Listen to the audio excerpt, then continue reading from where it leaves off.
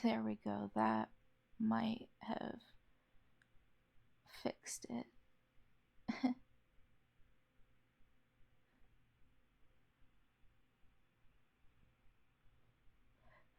Is it better now?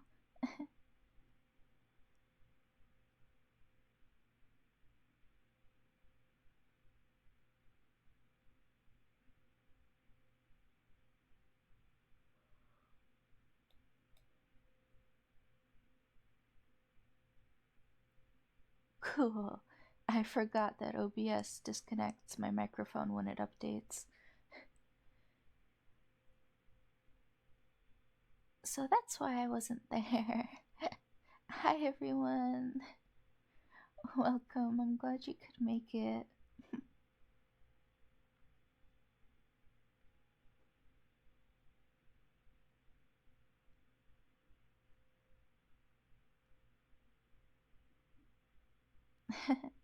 True.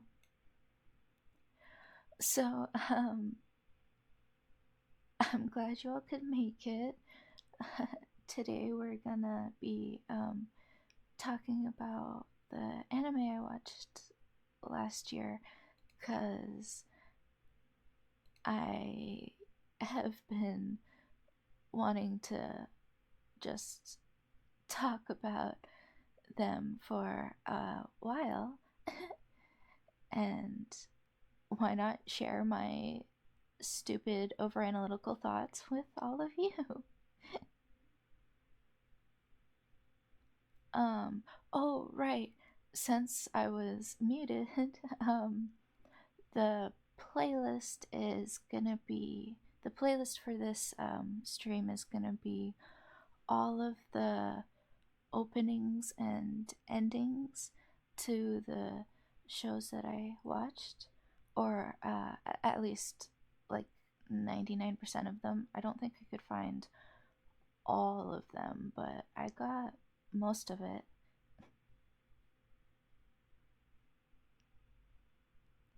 So I kind of nerded out and put a little too much work into this, but that's what makes it fun, right? Lem.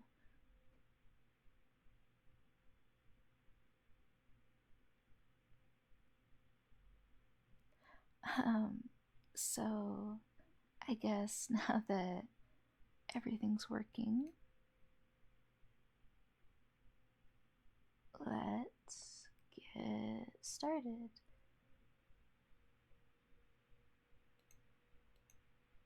Hang on though, because I'm going to see if I can get this to shuffle better.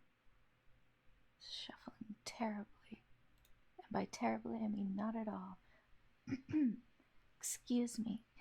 I have not talked in a minute, so hopefully my voice holds out.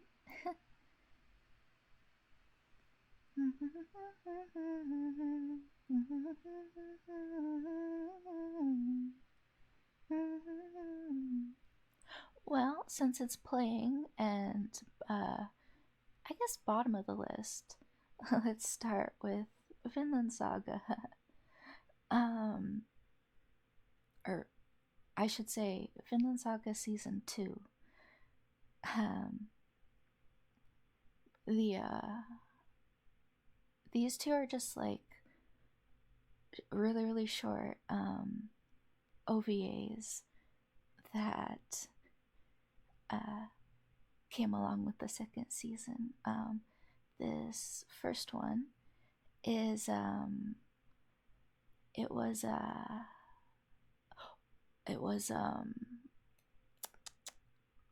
oh man, brain work. it was it was it was like a 3-minute clip of like Thorfinn having like a PTSD dream, pretty much.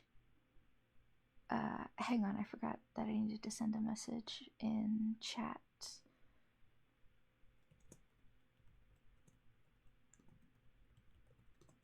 about I'm talking about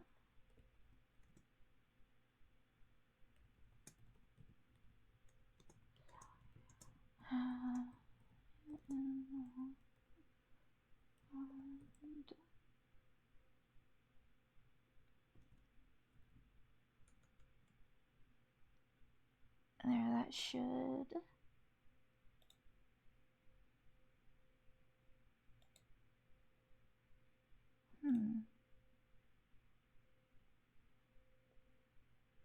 Hang on.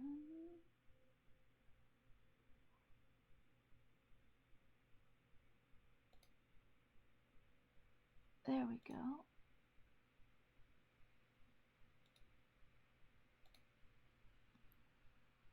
Ha! That works.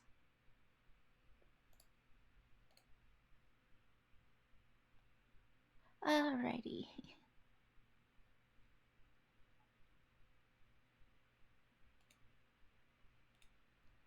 That should have pinned, I think. There we go. Alright, now that that's out of the way, actually gonna get started now. So, this one's like an OVA. He has like PTSD dream. It was not terrible. I'd say it had the best animation of the season, or at least some of it. I think I give it a 5. Cause like it wasn't incredible, but it also wasn't terrible either.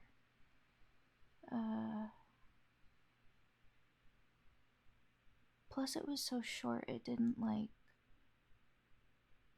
get to do really anything. So I guess maybe like a B? Yeah, so we can say a B for now. At least. This one, however, was it was like a war speech, because one of the characters was not deciding to use his brain and challenging the King of England for his land. So, but it was it was not smart. It was kind of painful, especially because like you were supposed to take it serious. Precisely. What is a brain? We don't need that. We our 300 farm men can take on the king's royal guard, right? That'll work. Which which would lead us to the actual show, season 2.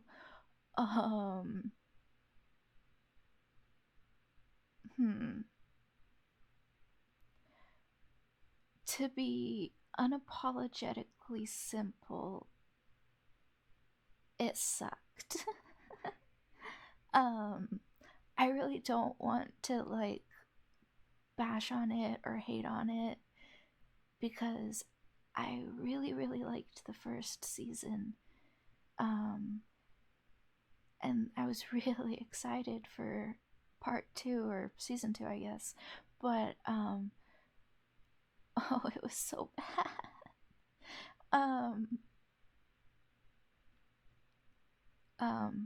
I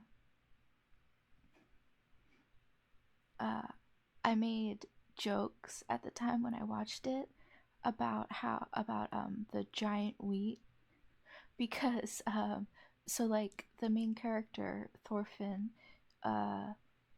becomes a slave on this farm, um, the farm that this guy is trying to protect and challenge the king for.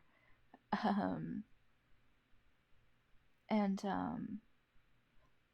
But the way the wheat is like 3D'd and filmed throughout the show makes it look like it's huge. Like each uh, kernel stick thing is like as big as a person. It looks like it's crazy. um, but like actually, yeah, it was really bad. It was it was the story was just weird. It went really weird. um cuz like the first season was interesting. It was, you know, whatever Viking seinen does stuff. Um but then uh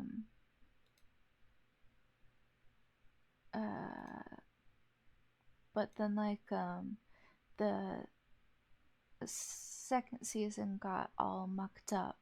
Um and I haven't like read the manga yet, so I don't know why it got all messed up, but you know, the main story is this kid that had uh he gets a Disney start, and his parent his dad dies because of Viking things, and now he's all revenge driven. Um but then he's also like historical Thorfinn who eventually finds America. Um so like he does stuff. He follows this fictional guy around because he's trying to like avenge his father, but he gets mixed up with like royal political stuff because of the guy he's following, and like um it's, you know, it's one of those historical anime. But then season 2 was like a soap opera drama, like very isolated and weird. Like the main drama, the big drama, is a soap opera drama because the farm that we end up working for, um,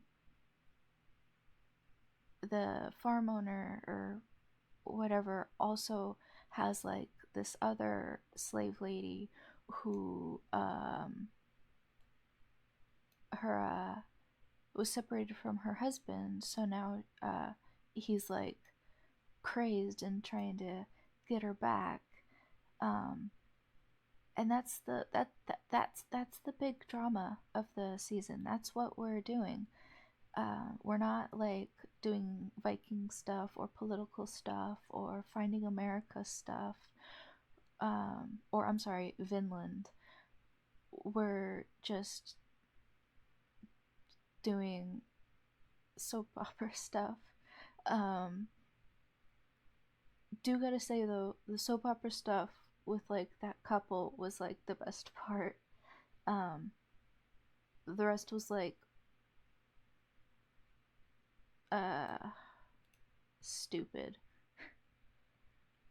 Um, like Thorfinn won the farm back from the king with um a slap fight where he never threw a hit. So but like the only reason that worked was because the king was insane. Um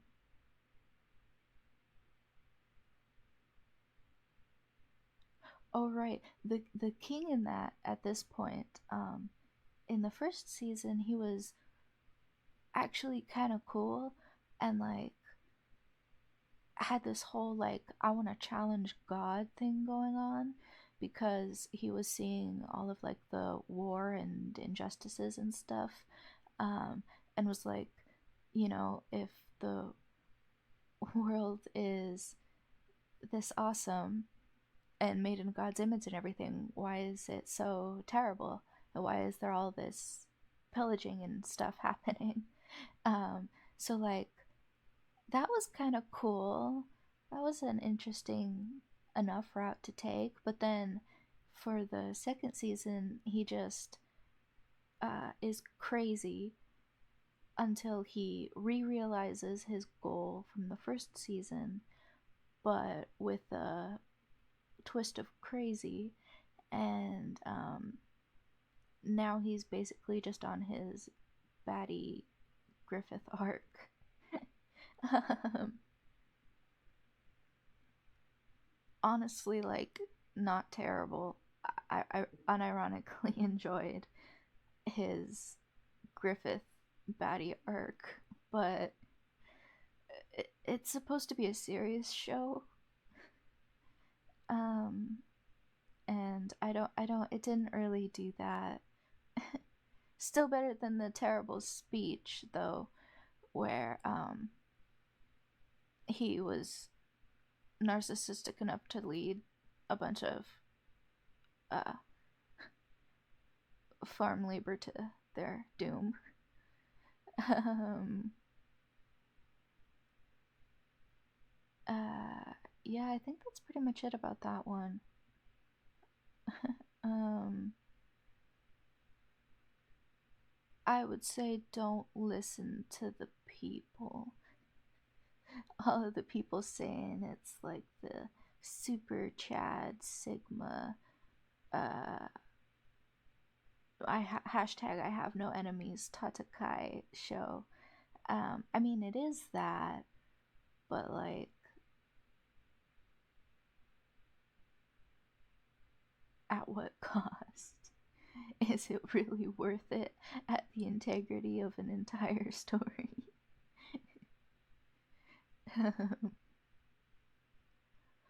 But on a better note, Way of the House Husband. Though a Netflix anime, which I know, it's actually pretty darn good. This is season 2. Sigma. um, this is season 2 because I watched part 1 and 2 uh, earlier, but I think I gave this one a 6 instead of a 7 because I don't know, it just didn't have that charm quite as much as the first season. Still, like, totally good, like, nothing wrong with it. It just, I don't know, it just didn't feel like a 7. Um, I think my note for this show was, my note was,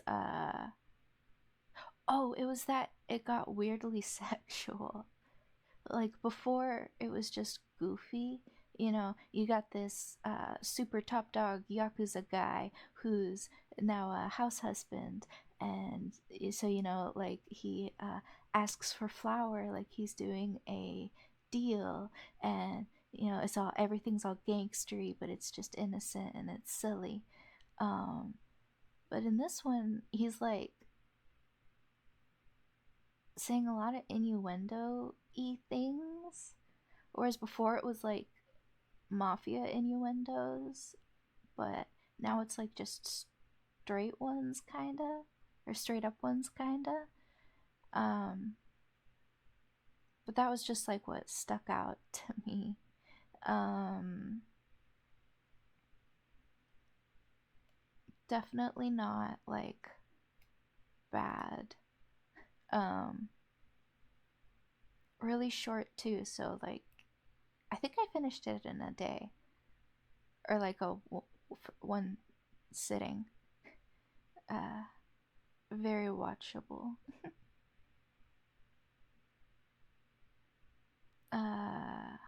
I think that's it on that one. Some I have more to say about than others. um, this one, uh, oh, what was the full title? I think it was, I got reincarnated as a vending machine. I got reincarnated as a vending machine, so now I wander the dungeons alone.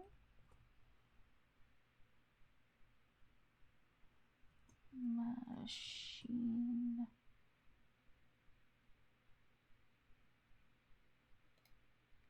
Um,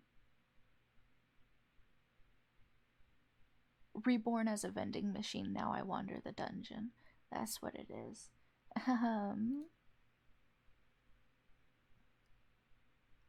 What did I give it? I gave it a 4.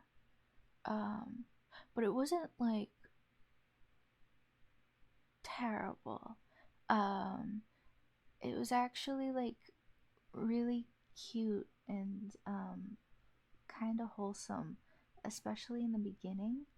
um, uh, but I do gotta say, the fact that it just went a lot more classic isekai harem-y at the end was unnecessary because he's a vending machine. That was a interesting turn for it to take. An anime opening list? That's a good idea.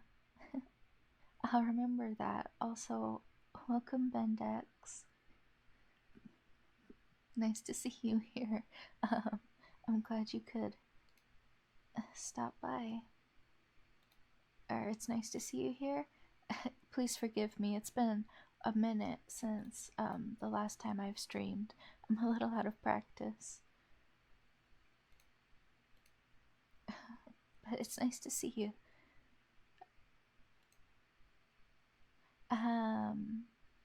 But yes, vending machines.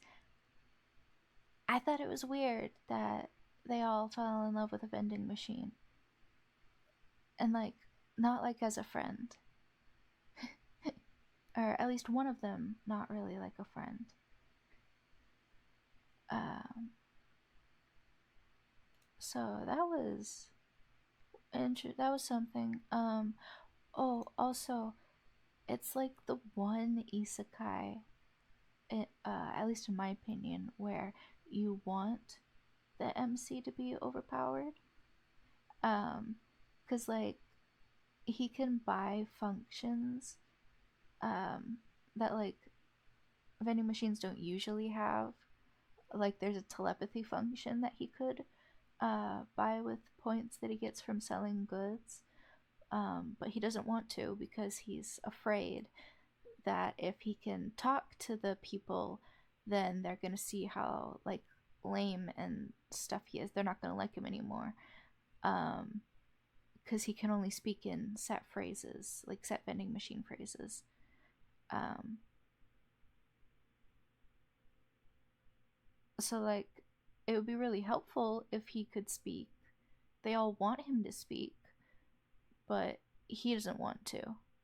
Or like the season ends on them pretty much officially setting off on a quest to defeat like the big mega boss to win a wish. You can wish for whatever you want, and the whole group wants to wish for the vending machine Boxo to like be able to be a human again. But he's all like, "Oh, I don't know if I want to be a human though, because like I'm useful as a vending machine, and like I don't think I can be useful as a human," which is an understandable ponder. But I counter with this is an isekai, just wish for a human form so that you can go back and forth. See, this is why I said it's the one where you want him to be overpowered. But sorry, my heater turned on. But like, even with all of that, it was actually just overall it was cute, very unique, which added to the charm, I guess.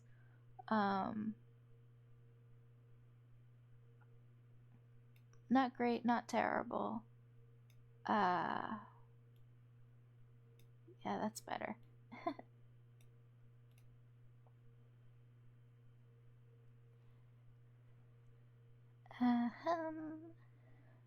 Next one. Oh boy.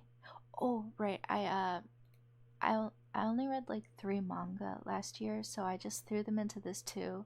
So it's technically a manga and anime list, but there's literally only 3.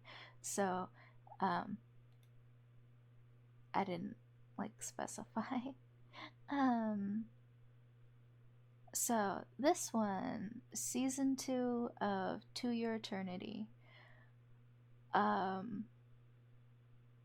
loved season 1. Season 1 was so good. It was so good and awesome. And I was so incredibly excited for season 2. And then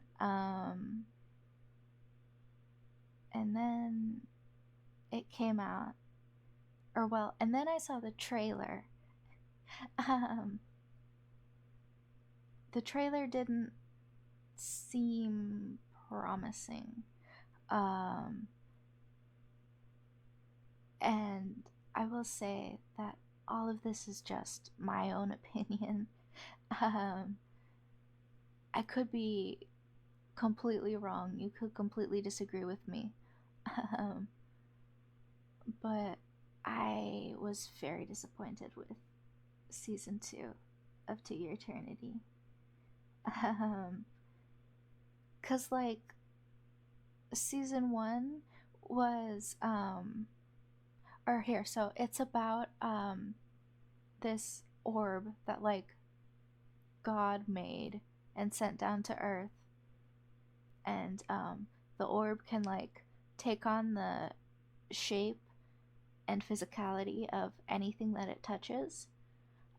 So like it lands on Earth and it touches a rock and it spends like so many years, I forget how many, but like a really really long time as a rock, and then like an injured wolf like dies over the rock, and then the rock orb takes on the form of the wolf, and then he wanders, and it turns out that the wolf belonged to this boy, and this boy mistakes the orb wolf for his wolf, and so like now we meet this boy, and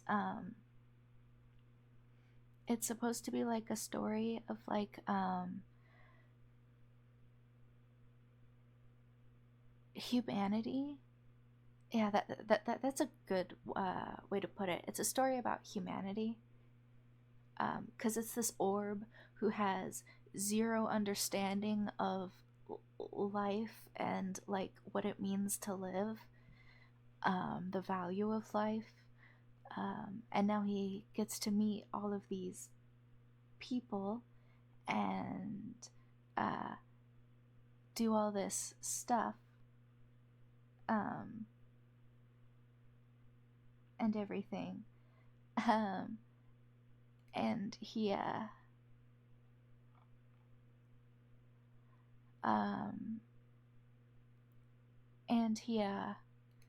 or he, it's an orb, but he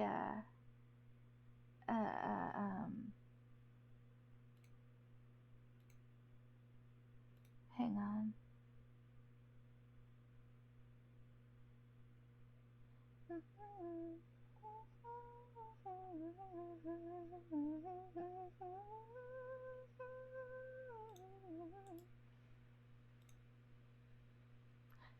L-O-V-E-L-N-Y, let's go. 少しだけ最近文字もできたらだないのに君に送るよ好きの手で洗ってた Alright. Everything looked like whoa. Everything looked like it froze. There we go. I can speak. But yeah, season 2, or I guess season 1. I was starting with season 1. Really good, rather formulaic. I saw a lot of people saying that and citing that as their reason for not liking it. I think it works towards the story's advantage, the repetitiveness or the predictability, but to each their own. But like, it's just a really sweet and personal story. You know, you're watching this orb become these forms and meet these new people and learn about life and get to know them and make friends, and you know, it's one of those kinds of stories. And then there's season 2, which is your average fantasy anime. You have the overpowered MC who I dubbed him Stanley Kubrick's The Thing if he was literally Jesus Christ from the Bible. Or if he was actually Jesus Christ from the Bible. Because that's kind of the path that it was taking. He was insanely overpowered. He can like just manifest houses with his body now, and like he becomes an entire town pretty much at one point. Like he just can do anything.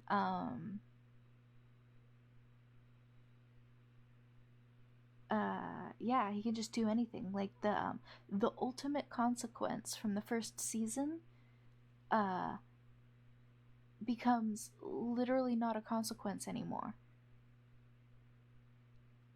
And it's kind of the whole crux of the show, of the story, so I'm trying to dance around it a little bit in case anybody is like actually wanting to watch it. But yeah, like the big thing of the first season is now completely no longer a thing.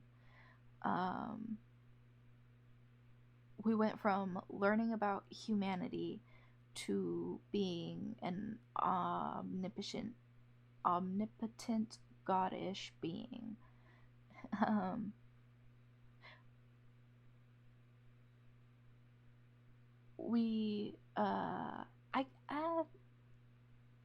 They did still keep the hard-hitting emotional beats though, and at least the English dub cast, because that's what I watched.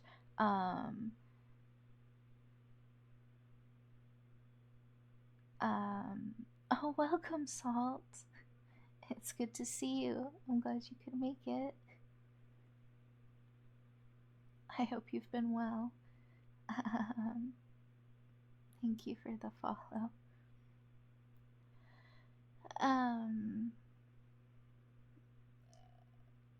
So like they were able to still keep the emotional beats. Like this guy, I liked his stuff. He was probably definitely the best part of the cast, I guess. Um, March was still pretty cool, but she kind of was from the beginning too, and she wasn't as prominent as other characters, or like how she was in the last season. Um, but this guy was cool. This guy was pretty cool too. Um, and then like yeah, that's kind of it. It was good. It wasn't terrible, but I wish it was better. It failed. It struggled, and I think failed in a lot of ways. Um, just in terms of like honoring its story, like it set up and had a story from the first season, and then it didn't honor and or honor by continuing that story in the second. It just like went off and did its own thing. Um, it's kind of what season 2 of Vinland Saga did too. We were, it was set up, and we were like promised a story, but it didn't do it. It didn't deliver. The story wasn't um, the story wasn't like there. Um, yeah. Uh,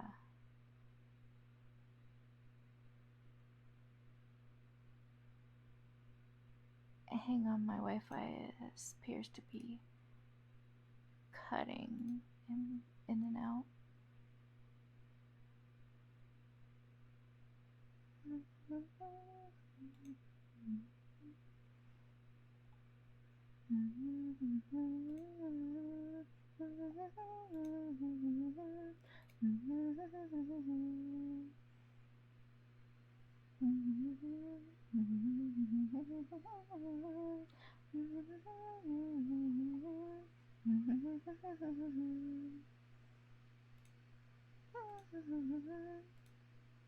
Alright, I think we're cool again.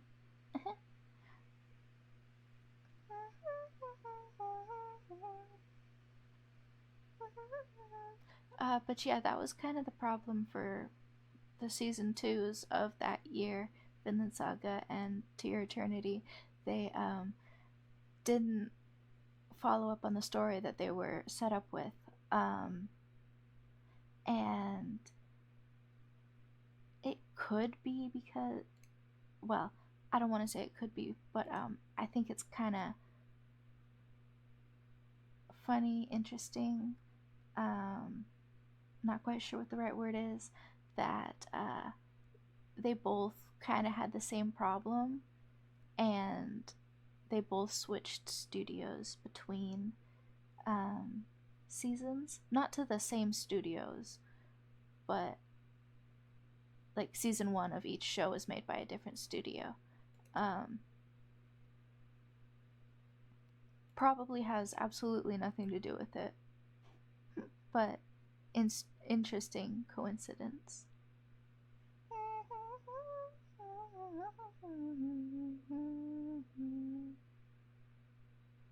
I can't tell if I'm like freezing up and not working or not. I hope I'm working. I hope it's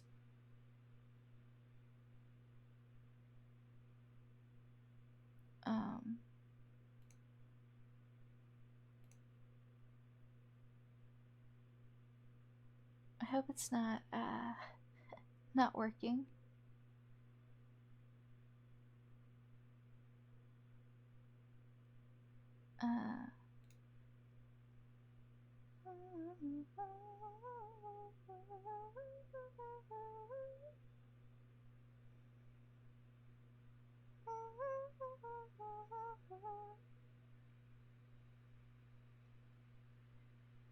Alright.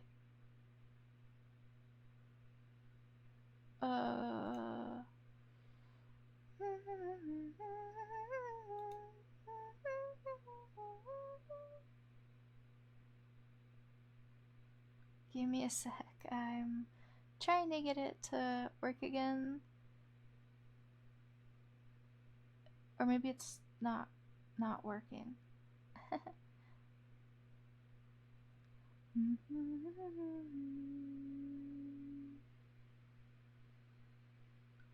Come on now.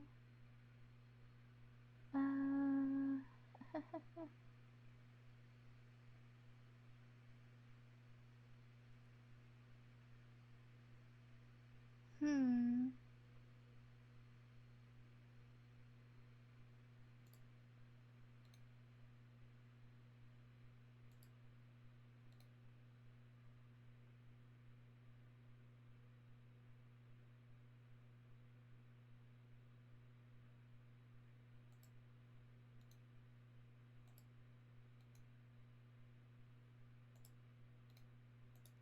Alright, that looks like it's working again.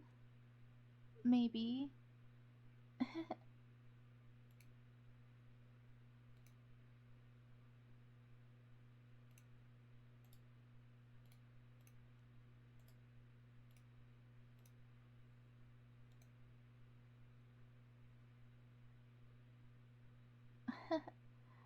Alright.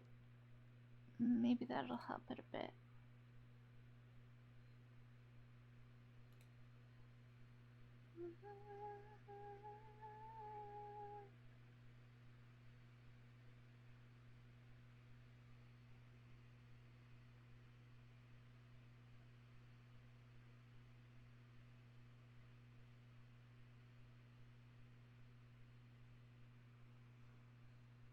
Alright. Why does it say it's not working?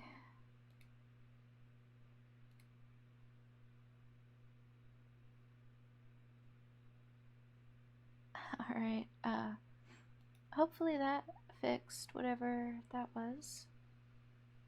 Or maybe there wasn't anything.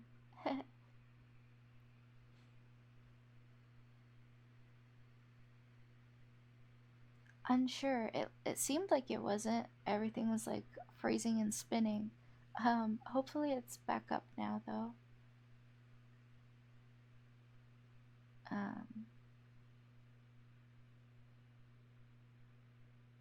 It looks like it's doing better.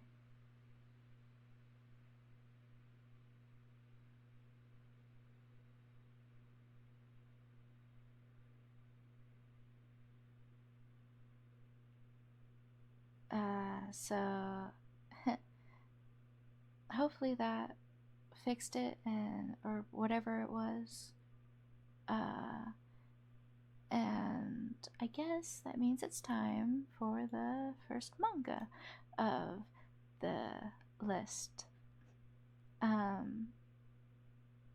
This one is Taco P's Adventure?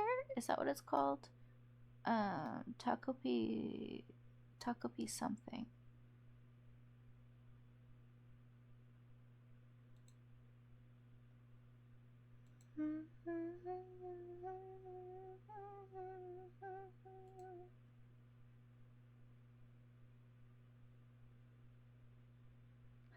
Taco Peas.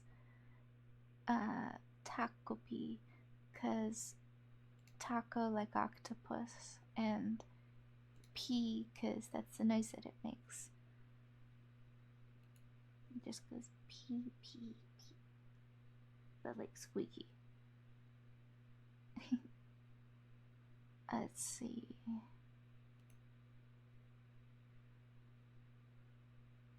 It was Taco P's Original Sin is the title.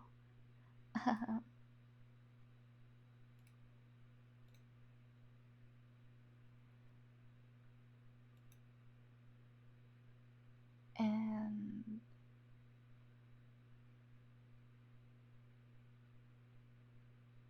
so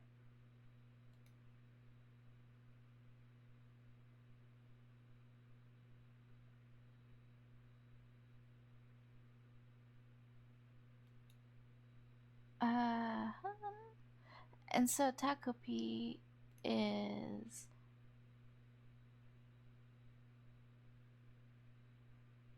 oh, that's good to hear, Salt. Um, Everything was red and spinny for me, so I panicked a little. Um, but glad it seems to be coming through all right. Uh, but Takopi's Original Sin, I read it to get a badge on my anime list. Um, worth.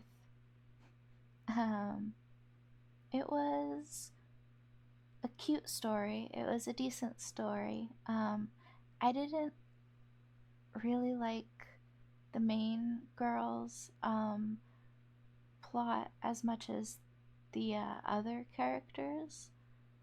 Um, but that's just like personal opinion, I guess. Like I liked the blonde girl and the boy and their arcs or parts in the story better. But that's just me. Um, it was definitely interesting. Was definitely good. The people saying it's super duper sad. Um, I can see that. Um, I don't know. It was kind of a little too fantastical for me to really like let the sad sink in, but that affects everybody differently. So, um, it was definitely sad and messed up in at least a few ways. Um, don't read it if you like have a weak stomach or anything like that. Um, but if you like messed up stories, go for it. Uh, I think my note for it ended up being like, let's see what it was. It was like, uh, oh, Puella Magica Taco P Magic, old girl's site. Because it kind of had a Madoka esque ending. I noticed. It was kind of a little goofy. IMO. But not terrible. The art was really, really pretty. That was something that I liked a lot about it was the art. Um,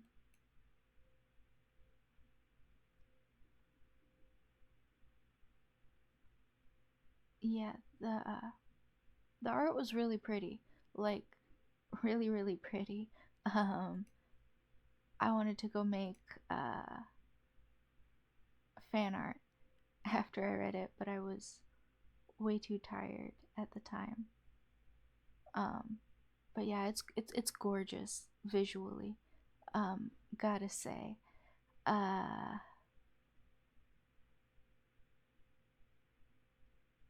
hmm. Yeah, probably there, cause it wasn't terrible, but it wasn't great either.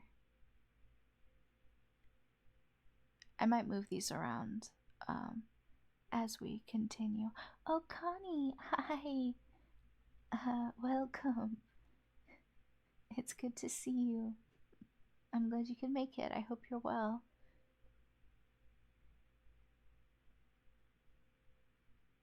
Uh, we're just talking about anime.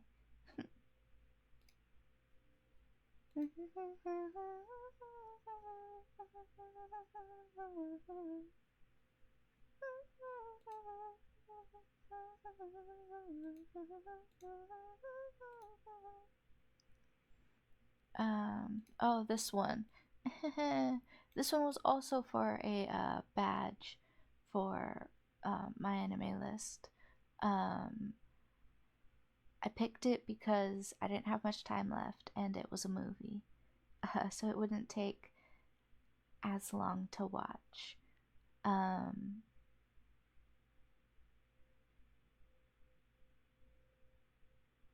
Wiggle Dance? I'm glad you feel that way. That's a good way to be. Wiggle Dance. I little girl. Um.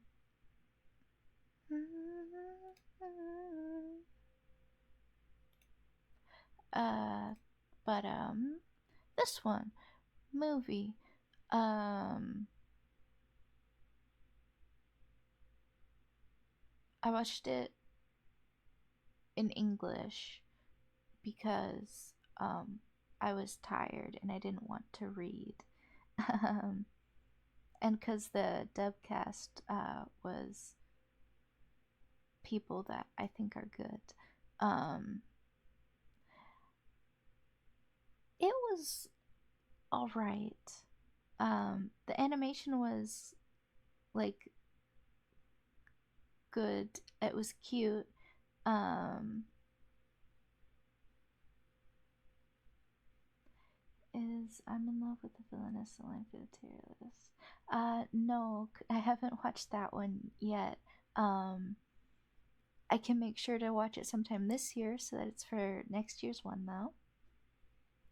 It is one that I've been looking to watch. I just haven't gotten to it yet. It must be good if you're recommending it. Yeah, you recommend it. Well, I definitely must then. It looked good. Um, but this one, cute anime style's cute. It's kind of got like it's I'd say it's kind of, if I could just throw a style at the wall with my tired brain, it's kind of Ghibli and Anohana, or your line, not your line April, a silent voice, kind of like if those ones blended together. I finished the anime, but I love the light novels. Oh, cool. I don't know. I'm kind of a purist. I have this thing about reading light novels. I I don't know. I don't know if it's easier for me to trust the translation of manga because there's pictures to help me out. um, but I don't know. I feel like when you have an entire book in words like that, the original meaning is really important. Um, and since I can't read Japanese and I'm gonna be a stickler like that, I don't really read light novels. True, there usually is a manga version of those. Glad to hear it was good though. But yeah, this one was it was cute. It was really really basic. It's like a BL shonen AI. Not sure which one it classifies as, but but they're in a relationship. That's the point of the movie. Is they're like, you know, oh, we met on the beach one day, and it was like, a chance encounter, but then he moved away, and I never saw him again, but then he moved back, and now we're like, wait, I always loved you. Oh no way, me too. um so it's just classic, that kind of story. Nothing bad about that, but also nothing like epic and awesome and new or anything like that either. um Decent, um simple but decent. That one probably should go down there more. Take me out to Milan.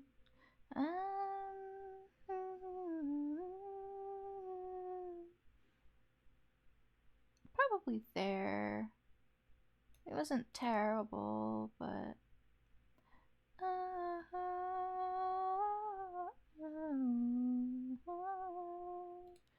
into the ocean.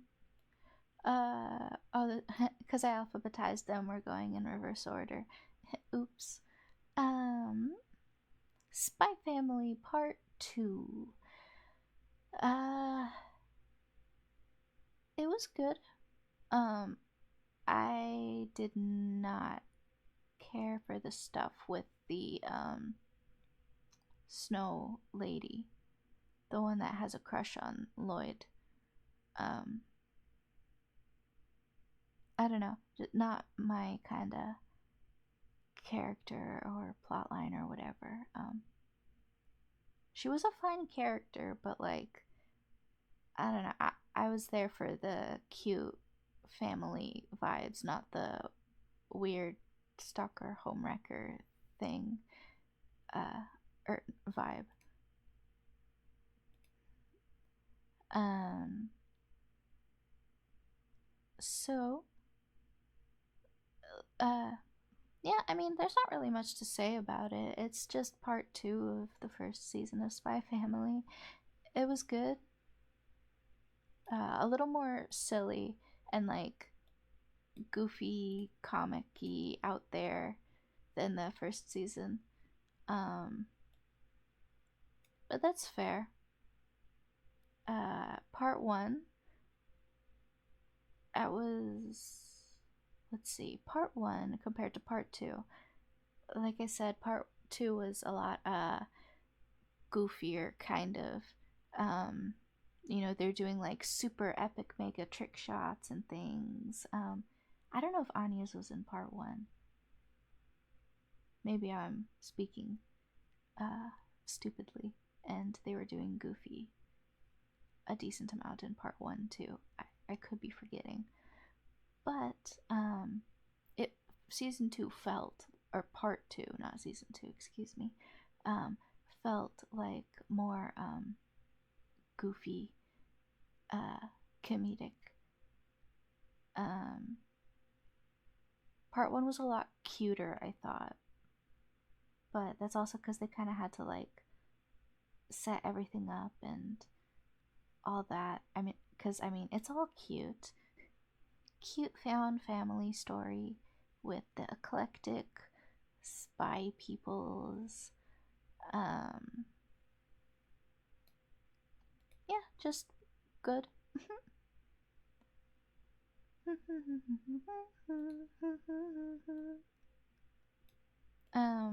Skinity, also known as Skate Infinity. Um, I thought it was really good. It was silly. It was just two bros chilling on their skateboards, uh, 10 inches apart because they're doing death racing. um, it's not actually death, but it's like epic, no rules wipeout type skateboard racing. It's the underground stuff. um, but it was good. It was cute. It was silly. The music was good. Um, the colors were pretty. It's an original, which I guess is kind of sad because now I can't read ahead while I'm waiting for the next installment. Um, but yeah, it was cute. It was silly. Um, it's kind of like a sports anime where they kind of like tease, are they bros or are they bros? um, so it's a little goofy. It's a little silly. It's just good. It's fun. I would definitely, yeah, I feel like akinning it to something like Haikyuu would be fair. It was good. This one, a Sankareya OVA.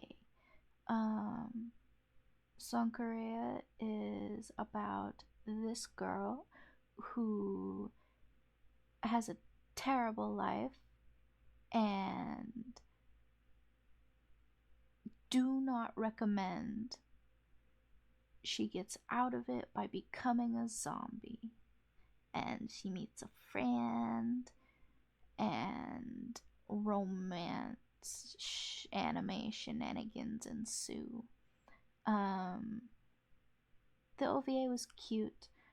It kind of threw the vibe of the show off a little bit because in the OVA they all just acknowledge that she's a zombie, whereas in the show it's kind of like a whole thing to try to keep it a secret, um, at least from the general public.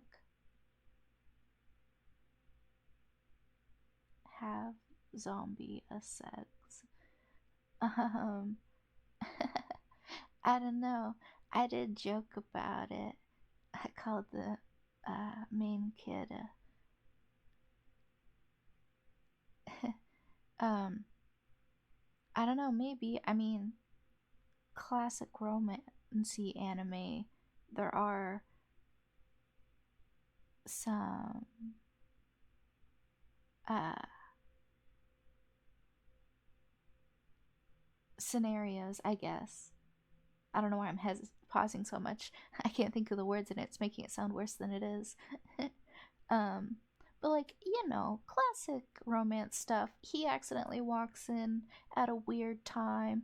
Nothing like unforgivable, but like, bro, you couldn't have waited 5 minutes. um, the OVA was alright. It it didn't hide the fact that they were zombies, but it didn't take away from like anything really either. It was cute. It had some cute moments with the main kid's sister and the zombie girl. I thought that kind of stuff was kind of cute. Well, I guess I can go there because like it wasn't bad, but it wasn't good either. Necrophilia moment. Yeah, that you could say that. I mean, he pretty much introduces himself as saying, "Hi, I forget his name, and my whole life I've liked zombies.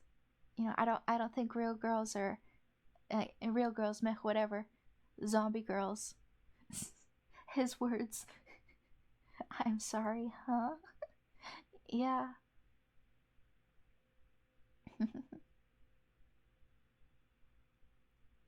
It was cute though. If you forget the part that she's a zombie, which you can pretty easily do, it's really cute. Um, yeah, it definitely can get goofy because of the whole zombie thing, like the big climactic, yay, we figured it all out and got it all to work and all that is pretty goofy. Like, no way it'd happen in real life, but I mean, there's a zombie girl, so it makes sense. But it was kind of silly to see. Um, but it was cute. The art was really pretty. I loved the colors. Lies. The colors were super cute. The story was cute if you forget the fact that it's a boy and his zombie.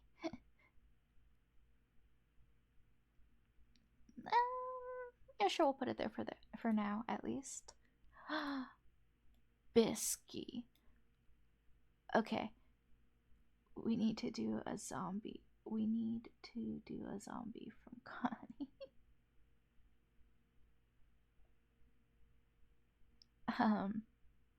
Sabikui Bisco. When I say I liked this show, I'm not even saying the half of it. It is so goofy, so stupid.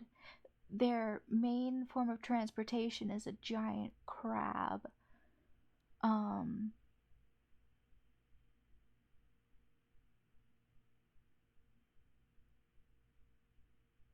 How do you make a spirit into a zombie though? I guess you kill it. But yes, so goofy. But like that's absolutely part of the charm. You know what? I know I have it like on shuffle and whatever, but I'm gonna play the ending cuz boy do I love it. I will just play them all in order.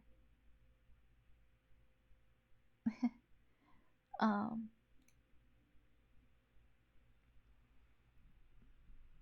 I'll call Ghostbusters for you. um,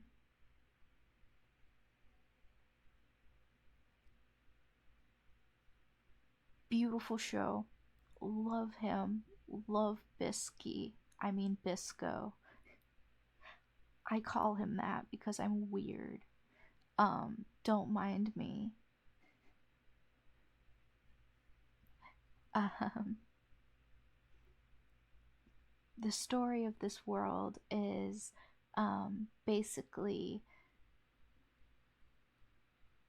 mushroom geddon, and the main citizens like think that the mushrooms are causing this like worldwide sickness called like rust or the rusting, um, and it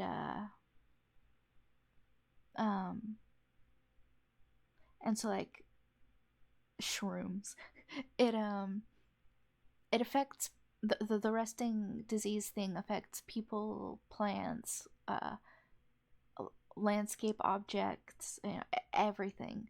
Um, it's a cross everything disease, um, and the general populace thinks that the mushrooms are causing it, but the mushroom keepers, like our Sabakui Bisco, know that the mushrooms are actually what's like soaking it up and stopping it. They're like a cure, I guess. Um, so like he's fighting against the world trying to save it. Um, it's goofy. I think I watched it in English. I watched most of these in English. Um, so I don't know for a fact, but the script seemed kind of too goofy, if you will, in English. Um, like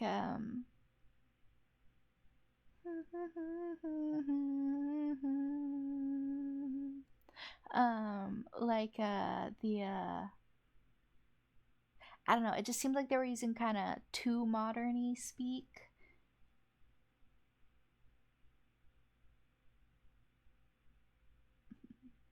I watched Tokusatsu. A giant crab is not the weirdest thing I've heard.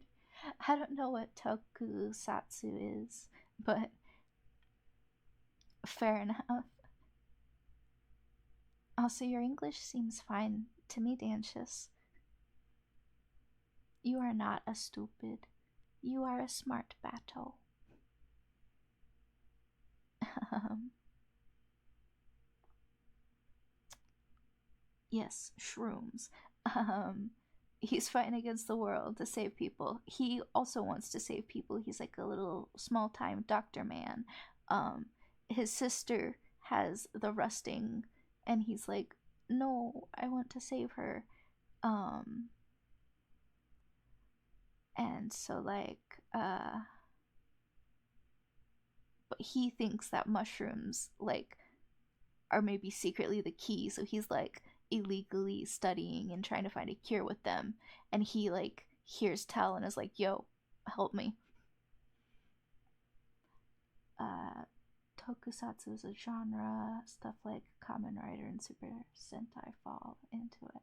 Oh, okay, yeah, that makes sense. Fair enough. Mushrooms, crab, transport, and zombie romance. That's three things I didn't expect today. Well, too bad. It's gonna get worse.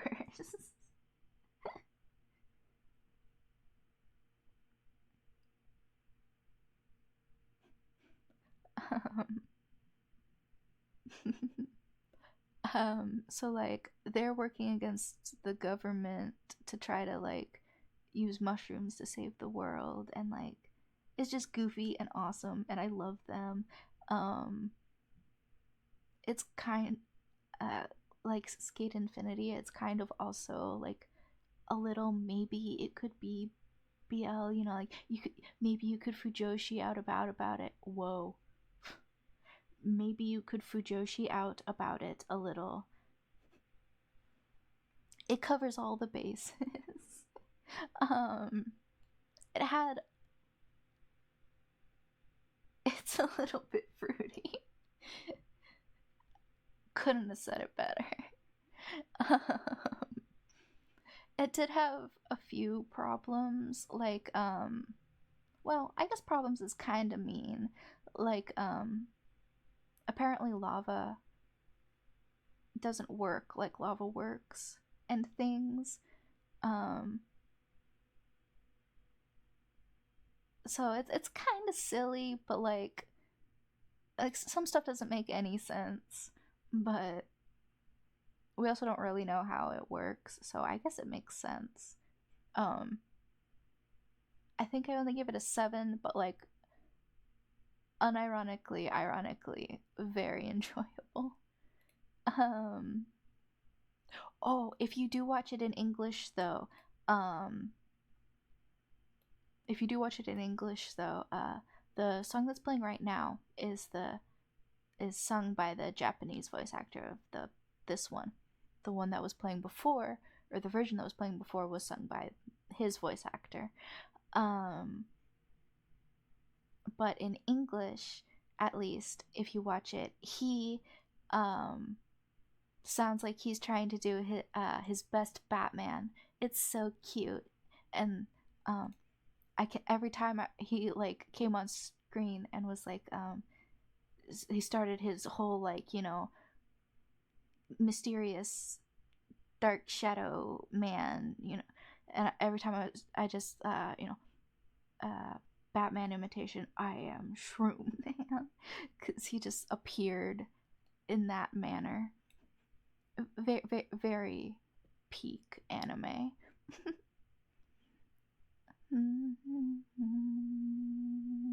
um, Pop Team Epic. I can't hate. It was insanely creative. Um,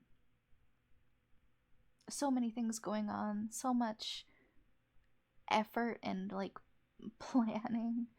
Um, I will say that after like the first 4 episodes, maybe I only watched the male half, um, because I feel like recognizing people is a big part of the show, and I can't recognize the female voice actors very well. Um, like I can recognize some, but there's just too many, and there's too many episodes, so I would not be able to get the majority of them. um, but it was definitely creative, uh, pretty darn entertaining. Um, Crazy amounts of effort. Uh, no sense whatsoever, but like that's the point. That's the draw. um, Yeah, just not terrible. Oh, I guess that one should go down there.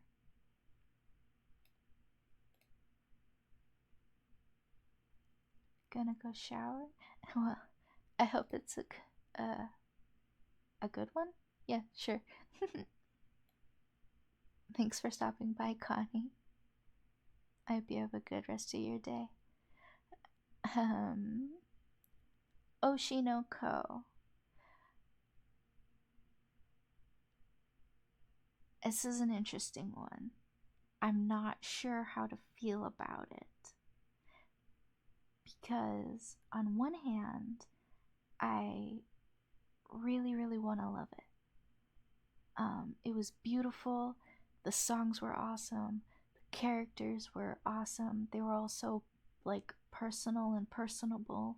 Um, Even if I didn't, like, relate with them necessarily, I could, like, understand, I guess, their point. Like, I did not vibe with her, with Kana. I did not really like, I don't know, not my uh, hand in life.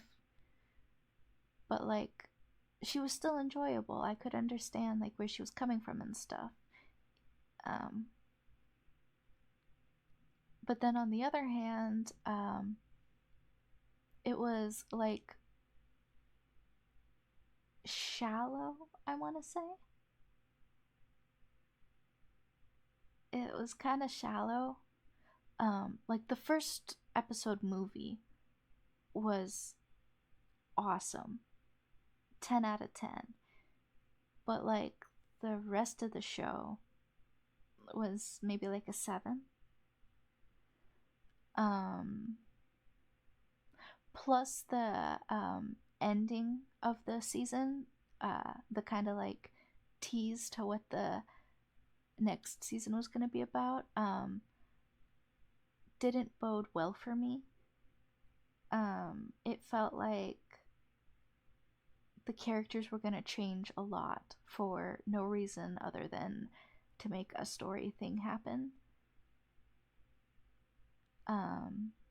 Like, I forget her name, but the her she was awesome. I really liked her a lot.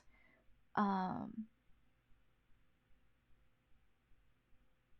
but by the time I got to the last episode, um, her character seemed like it was going to be completely different in the second season, um, which was disappointing because she was going to go from, or it seems like, I have no proof because I haven't read the manga and the second season hasn't come out yet, but it seemed like she was gonna go from super awesome, super cool, super unique, and rather complex to love rival number two. Hopefully that doesn't happen. Only time will tell. But uh, there was some stuff like that was just like, man.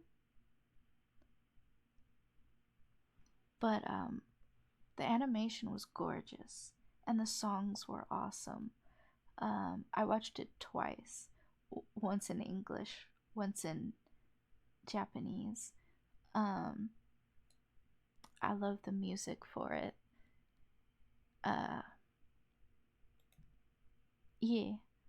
So, like, not IMO, not necessarily as insanely incredible as what the internet might have said in the very beginning, but definitely not like terrible. Oh, I do gotta say though that the like commentary on the hmm rephrase the I do gotta say that the it didn't leave long for rumination. um, the show never really let you just like sit on what happened or like consequences of anything or anything like that after the movie, or at least that's what it felt like. Like, whenever something like dramatic or big or story moving happened, it felt like it kind of just like zipped right by. Um, might have just been me. Might not be an issue, but eh. Um, at least it wasn't terrible. I'm making it sound worse than it is. It was really, really good. Analytically, it had problems, but like, it was really good. Um, this one, however, was interesting. That's that's a good word. Um, TLDR, it's a universe where there's like humans and beast people, and um, the beast people and the humans like live in separate kingdoms or whatever. Um, and because like the beast people are stronger, um, they like have to try to force peace, and in doing that the humans have to send over a human sacrifice like once a year, I think it was, or however often they have to do that. um but like, plot twist, it's a romance anime. um so every year or however long, the humans have to deliver a maiden to the gates of the beast kingdom. Um, but turns out the beast king is like sympathetic and like not actually that bad. He doesn't actually want to eat them. He's like relatable. So like, maybe we can like find peace between the nations. Um it's very goofy. It makes no sense. And not because there are beast people. That's like the most sensical part. Cute. Yeah, it was pretty cute. I could say that. The plot was very non-existent. Um, the show played very much like based off of video game, kinda. Um, you know how like what's an example?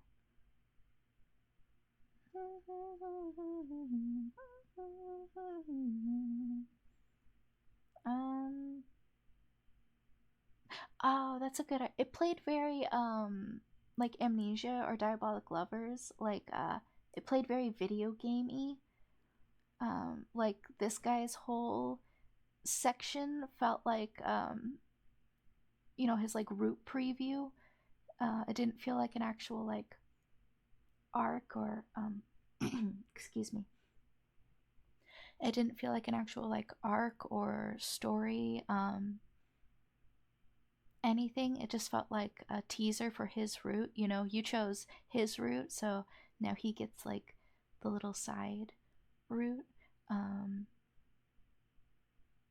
but not terrible. Um, he definitely was cool. I watched it for him. I'm not gonna lie, because I watched it for the hyena because he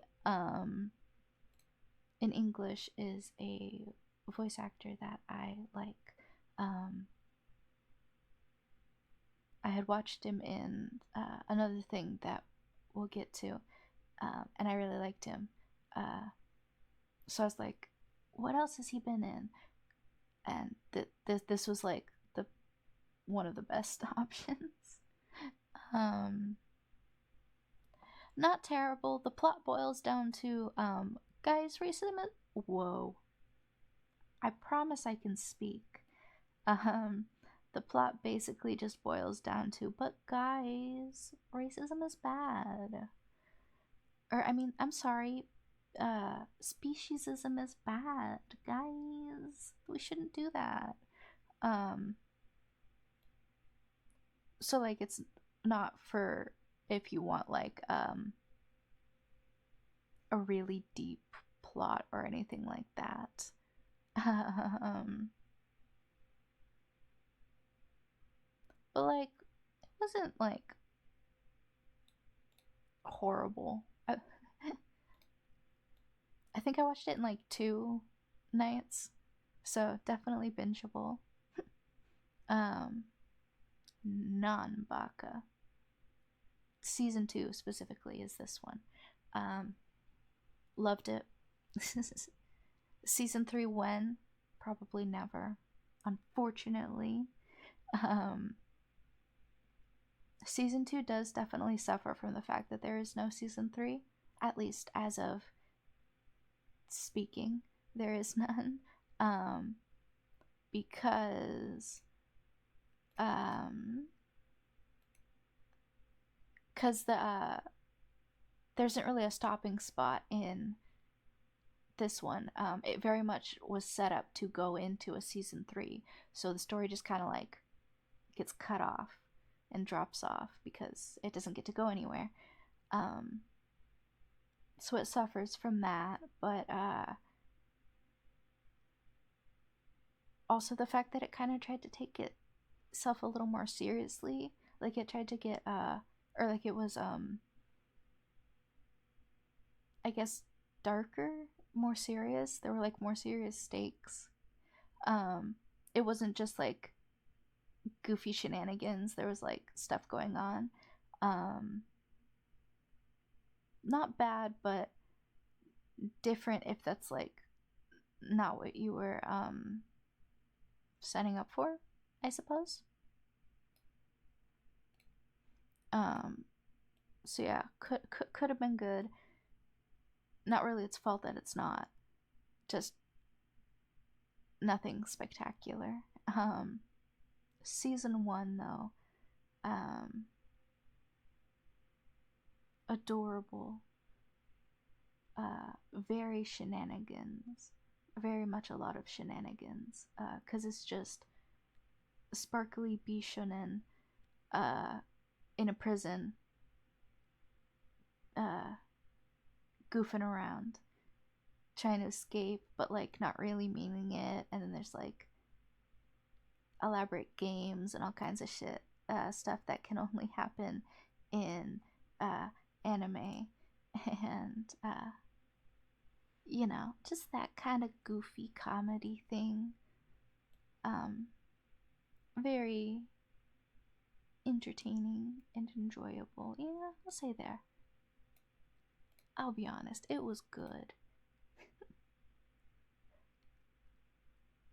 Definitely a good, just like kind of watch it and turn your brain off, but then also has like, good morals and whatever. So it's not like truly turn off your brain, I guess, but it's also not like turn on your brain either.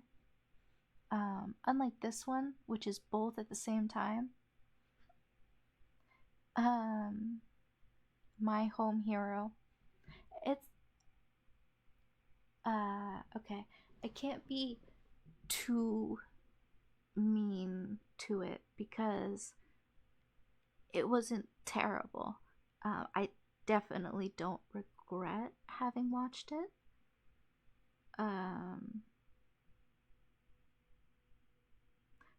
But it was definitely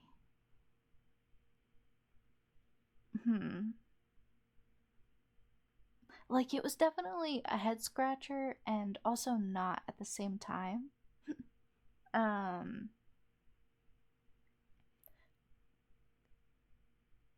to me it very much gave hey mom, can we have Death Note? No, we have Death Note at home. The Death Note at home.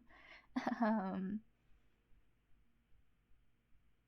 it's about a father who finds out that his daughter is dating like a no good yakuza guy, um, and overhears the yakuza guy like making threats and just being a no good yakuza guy, and it's like, oh no, my daughter is like in serious danger.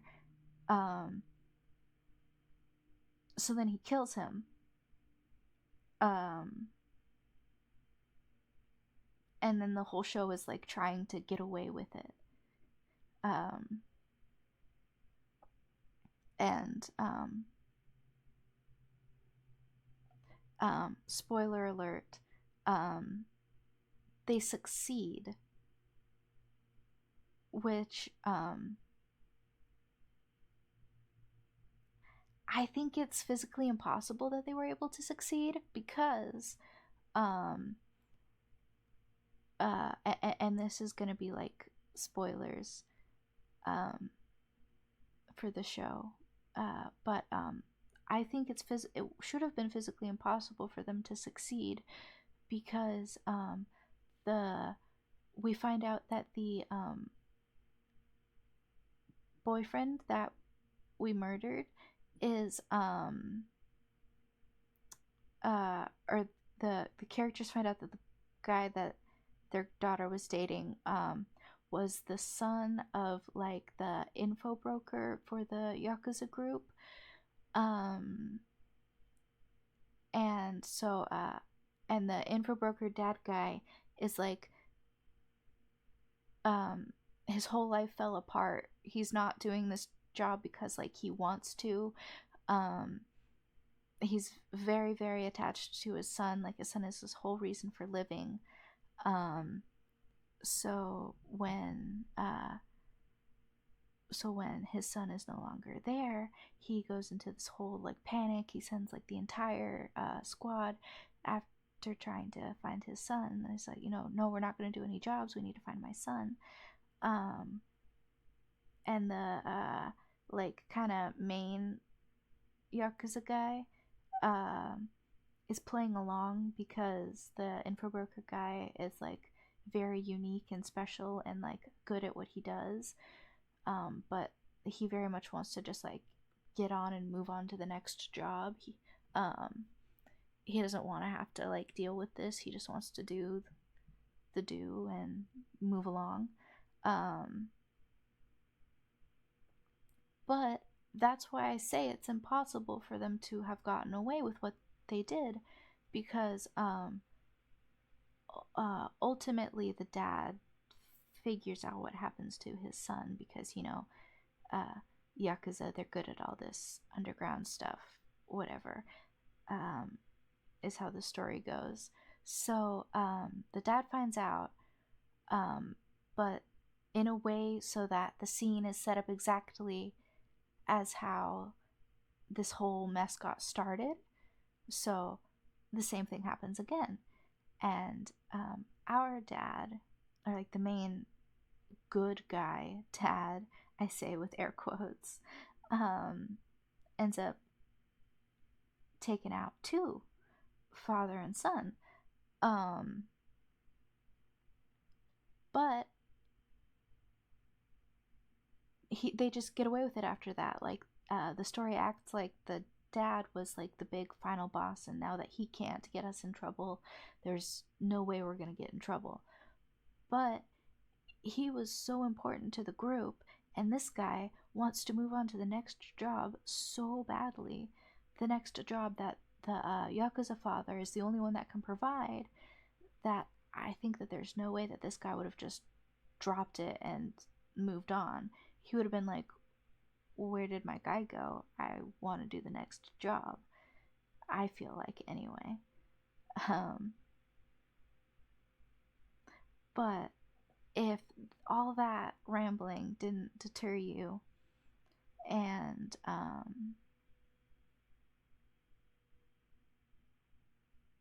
yeah, It wasn't terrible. It was worth the watch to a degree. Um, Not too much of a thinker. You're kind of like, okay, yeah, sure, that works. But I'm being harsh on it. It's not that bad if you watch it. Um, Whoa, I almost said Psalm 100. That's not what this is. This is Mob Psycho 100. Um, Goofy, weird. I kind of dug it though. A lot more than One Punch Man. Um, One Punch Man is.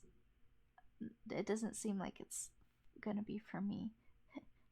But this one was a lot more personally engaging, I guess. Um, it To me it did kind of drag in a few spots, but that's just if I'm being analytical. Like it really wasn't um, terrible or anything like that. If I was being analytical, it dragged in a few places, but it was really cute. It was kind of campy, but in a professional way. Um, I really liked the relationship between Mob and Reagan. Um, yeah, it's weird and all of that, but I don't know. I thought it was cute, you know.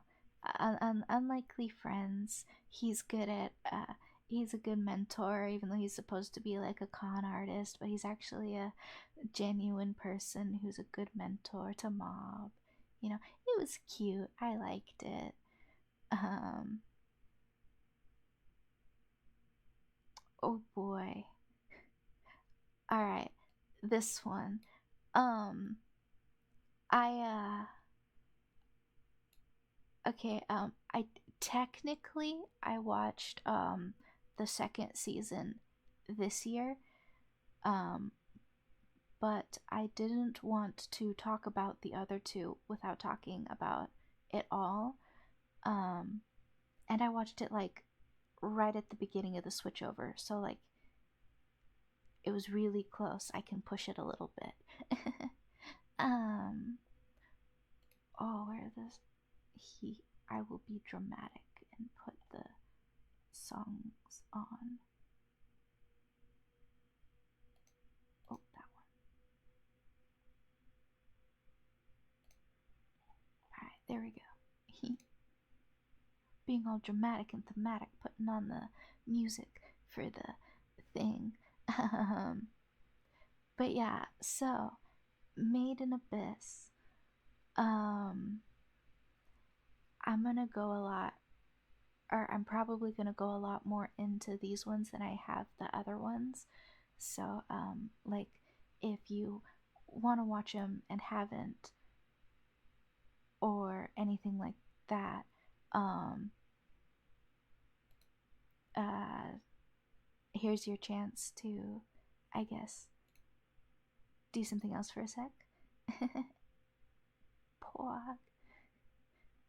um, um, so, with that being said, um, it's a, hmm, it's a very interesting, show. Um, I will say, I know that a lot of people, or at least enough people, um, think it's gross and icky and problematic in multiple ways, and all of the things. Um, when Before I watched it, I was assuming that all of those people were kind of exaggerating because they seemed like very exaggerative statements that everybody kept saying. Um, like maybe it was true to some degree, but they seemed awful dramatic about it. Um, so I went into it thinking that, like, people were just overreacting. Sure, there was messed up stuff that happened, but like it was probably for the story. And you know I'm kind of, I don't hate things that are messed up just because they're messed up.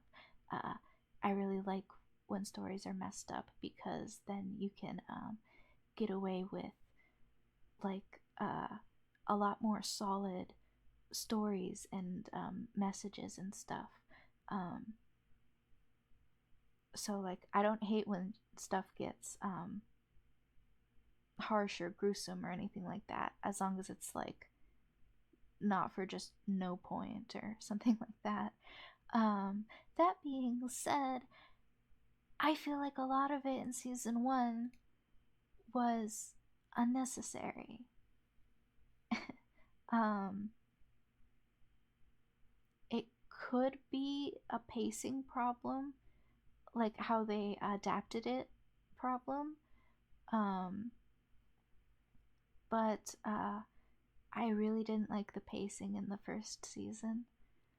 um, it felt very much like every time something like messed up happened, uh, I I felt like I could see it. It was story, stop, um, messed up thing, stop, story.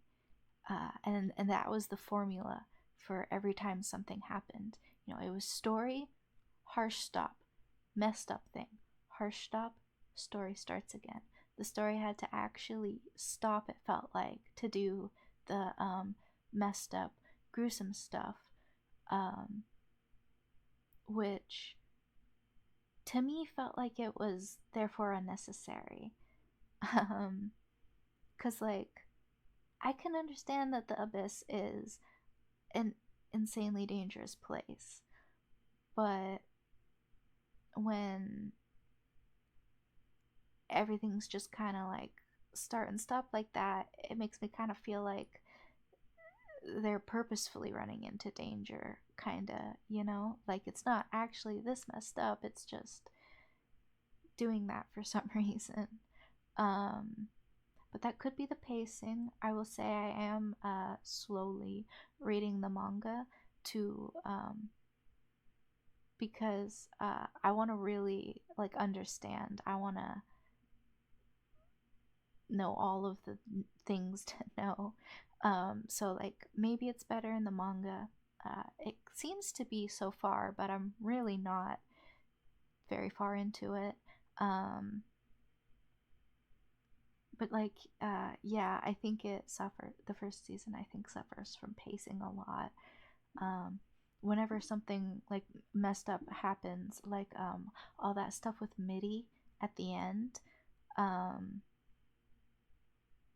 that was really messed up. That was really sad.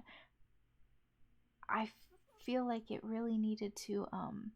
I feel like the show really needed to linger on that a bit more, cause like we kind of just went from all of that to happy-go-lucky, la-di-da, Rico's petting on the fluffy bunny thing and cooking dinner. Um,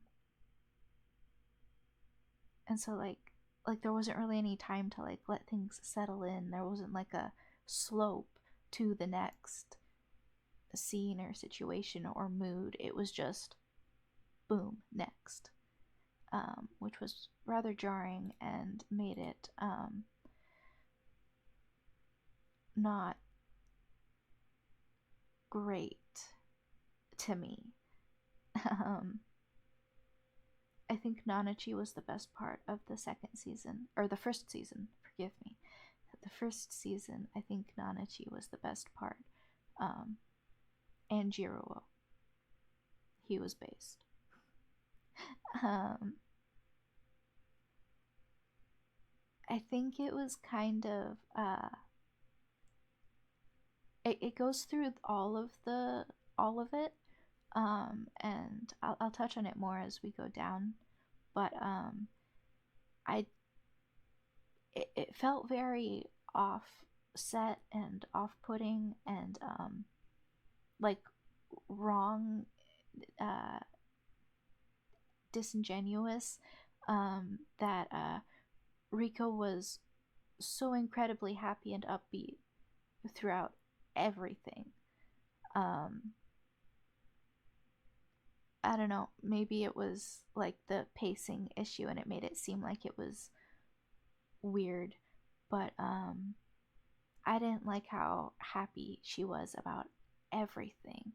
You know, life gets incredibly threatened. All smiles and rainbows, everything's okay. Um, like I don't, it didn't feel right. It felt like she wasn't in the right world, you know? It felt like she didn't understand what was going on. Uh, she didn't understand that her life was just threatened. She was just like, woo, adventure. It was, she was acting like she was in an episode of Care Bears, but she was actually in an episode of Made in Abyss, and it felt really weird to me. Um, Maybe it's a pacing thing or like an adaptation thing. Maybe I gotta watch it again. Uncertain, but the first season was very rough in my opinion. Um, the uh, the animation was good. The art style is really cute. Um,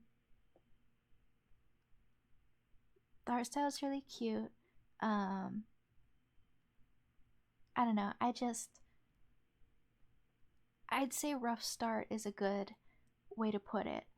Um, wasn't incredible like how I was hoping or I was thinking, but definitely not like the worst thing ever or anything. Um, and also, if you want to watch the rest of it, obviously you got to watch the first part first. Um, but I will say that I would recommend it still if you are wanting to, um, because in my opinion, it definitely got better as it went along. Um, from some stuff that I was seeing online, it seems like the majority opinion is that it got worse as it went along a little bit. But I think it got better as it went along. Uh, but so yeah, obviously watch the first one if you're gonna watch the rest. I think watching the rest is definitely worth it. Do not if you are if like you're easily sickened or like messed up stuff is messed up, because it gets really messed up, especially the second part. This one was a movie. It went season, movie, season. Technically you can watch the first season in two movies or as the first season.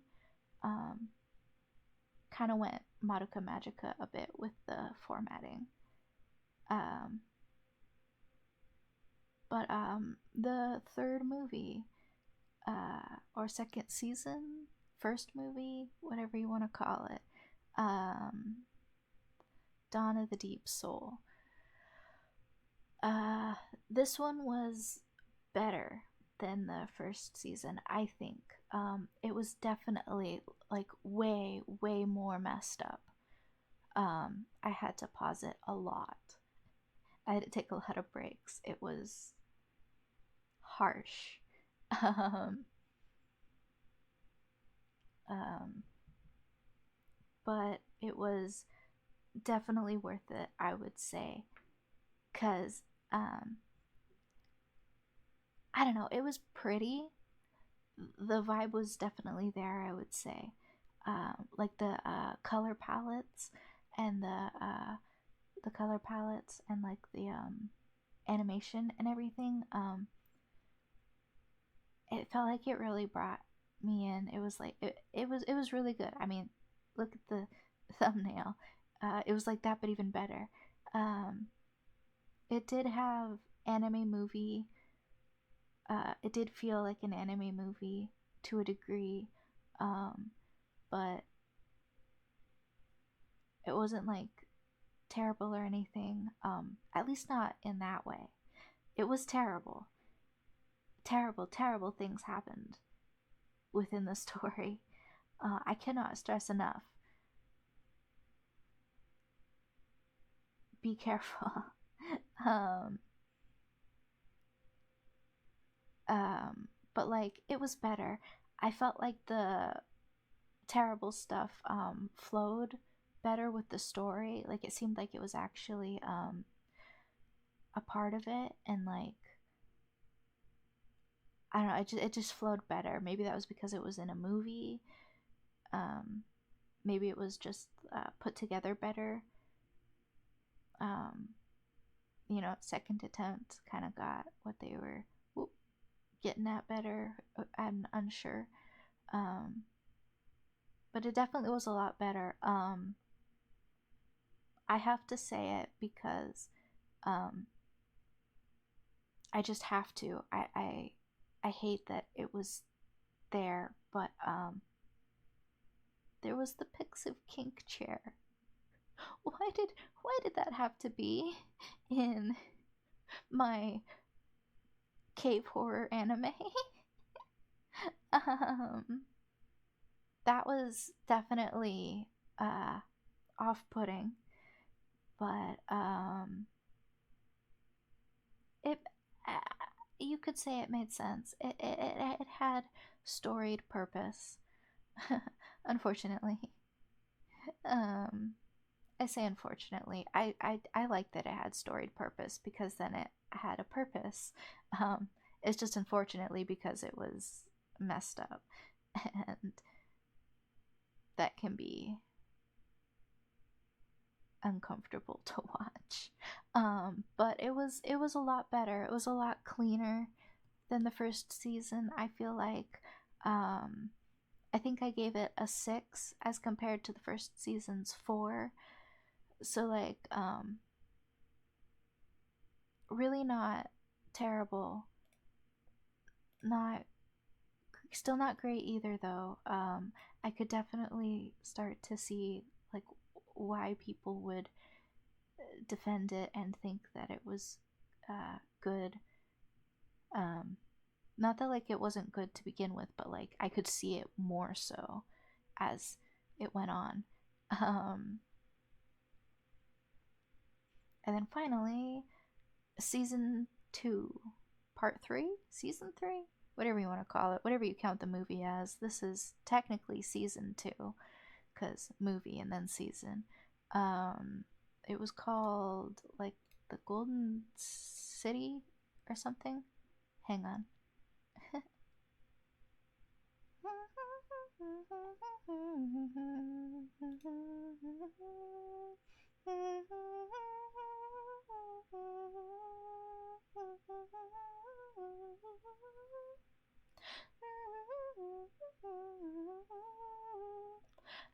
The Golden City of the Scorching Sun is what the second season was called.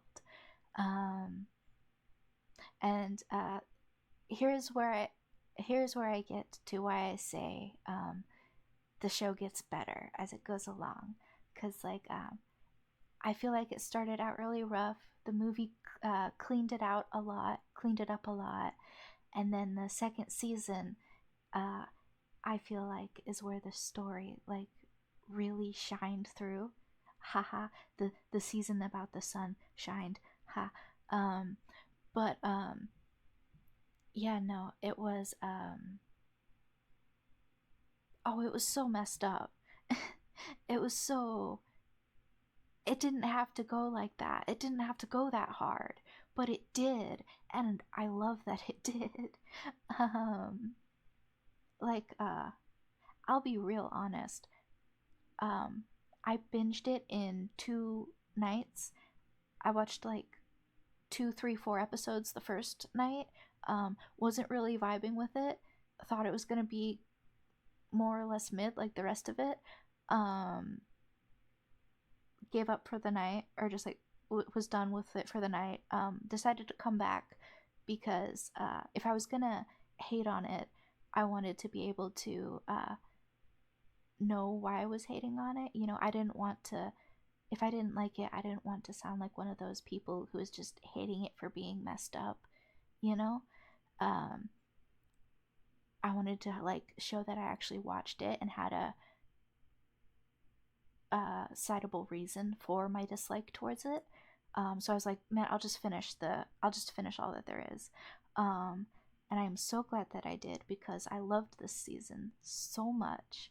Um, when I say I cried when it was over, I'm not even joking. I was straight bawling in the club for like an hour. um, which you can use as a reference to how good it was and how messed up it was. Um, I would argue that, ouch, sorry. Um, I would argue that the second season is the I would argue that the second season is the most messed up. Which can be rather interesting because the movie was very bad. Something very bad happened in it. Whoa, sorry, pulled on my headphone cords. Like something messed up happened in the movie. I won't go into spoilers because watch it. But like somehow season 2 got more messed up than the super messed up thing from the movie. And it was awesome because we didn't just like this is why I say it gets better as it goes along, because in season 2 it feels a lot more organized. It has a story to tell. It's not isolated. It's still a part of the main story of traversing the abyss and all of that. But within the season, it is a tight story. That part of the journey has a story to tell, and it is told. Um, and like, so the entire season is this build up to the big, oh god, no, pretty much. Like, it's messed up throughout, but by the time you get to the big climax, you're emotionally so worn down and like just stripped, raw, done, and it's not necessarily as bad like visually as, or necessarily even like morally, I guess, as the rest of it, but by the time you get there you're so invested in the story of how we got to this point that even though it's not necessarily worse in like a rating or content sense, but it just kind of makes it all hit and sink in, and you're like, pardon my words, but you're just like, fuck, that's real. Even though it's not, because it's like a mystical abyss with mystical creatures and stuff that like could, I pray, never happen in a cajillion thousand years. Yes, a cajillion and 1,000. But like, it's just beautiful. the song that's playing now is the opening for it. Current new favorite hyperfixation song. Um, it's just, I cannot praise this season enough. If you have the stomach for it, absolutely recommend. um, Rico was still Rico still felt a little off. She still felt a little too, happy-go-lucky for the situation. But I feel like I'll have to see how it continues to know if it like is actually a thing, or if it like actually continues and my theory makes sense. But the end of this season, at least my theory is, it clears up a lot of the issues that I was having with Rico in the beginning. Because in the beginning, I thought Rico was just not well written. She was acting like she was in a Care Bear episode when she was in a Made in the Abyss episode. And like, it didn't jive with me very well. It just felt like weird writing. Like, why is she so happy? This is terrible. Even if you're trying to tell me like it's a coping mechanism, it's like, it's an amazing art style. The art, say what you will about the series, but the artist is an incredible artist. You can draw her eyes crinkling a little bit as she's being all happy and go lucky to show that, like, it is affecting her a little bit, like, it threw me off. It didn't vibe with me very well with the seriousness of the rest of the story. Like Nanachi and Reg, they both are happy-go-lucky and have happy moments too, especially Reg. But they still are somber when it's somber. They still have their traumas and their fears, and even though he has amnesia, they still have their traumas and their fears, and like, they're still treating it like it's a real world, I guess. The problems, that problem of mine is toned down a lot in this season. Comparatively, it's pretty much non-existent. But I think the ending might have given the theory to help a bit, because it kind of, Rico had a little speech at the end, and it kind of made the group seem more of like watchers, like entities almost. Like, Rico's little speech made it seem less like she was exploring the abyss to explore the abyss, and more like she was this being, this entity on an expedition to observe what the abyss has to offer.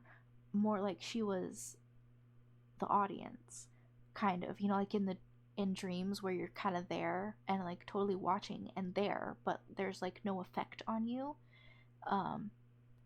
It seems like she, based off of her little speech, it kind of seems like she views this adventure like that. Which I can hella respect that. She's totally based for that. So I hope that I was reading that right. But if I am, Rico is totally based for that.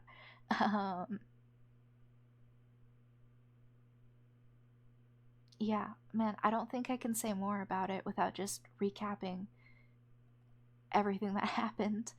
I do gotta say, there were still some, like, bumps, issues, less than ideals. But comparatively to the other two installments, those ones are a lot more subjective, I feel like. they're all subjective, but I feel like my things with this season are like very much subjective. Um, like I thought some of the characters were kind of annoying. Um, you know, Majikaja was eh. I can understand why he was there, and like, um, he follows my personal rules of writing, wherein if you cut him out, it does affect the story. So like he's not a bad character because he has purpose, but I don't know, I didn't like him very much. Um, so there's little things, but it was true. Cannot. I will spend the rest of the stream praising it if I don't move on. um, yeah, great, love it. The second manga I read, also for a Mal badge.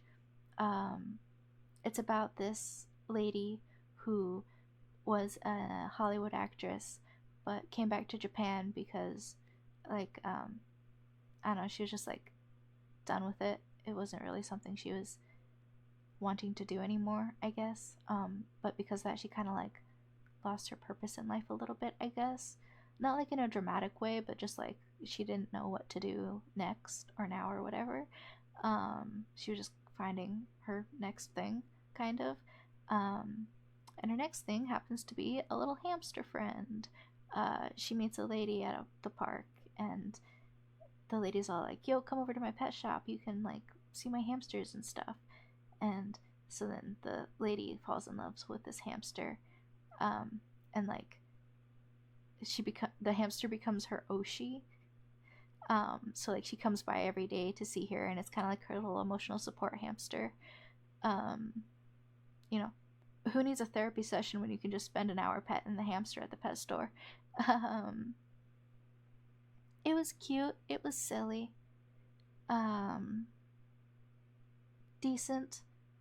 Not like terrible or anything. Not spectacular either. Oshi hamster. Now I saw all in this life. True. Uh, it was short and it was cute. Definitely worth a read if you want.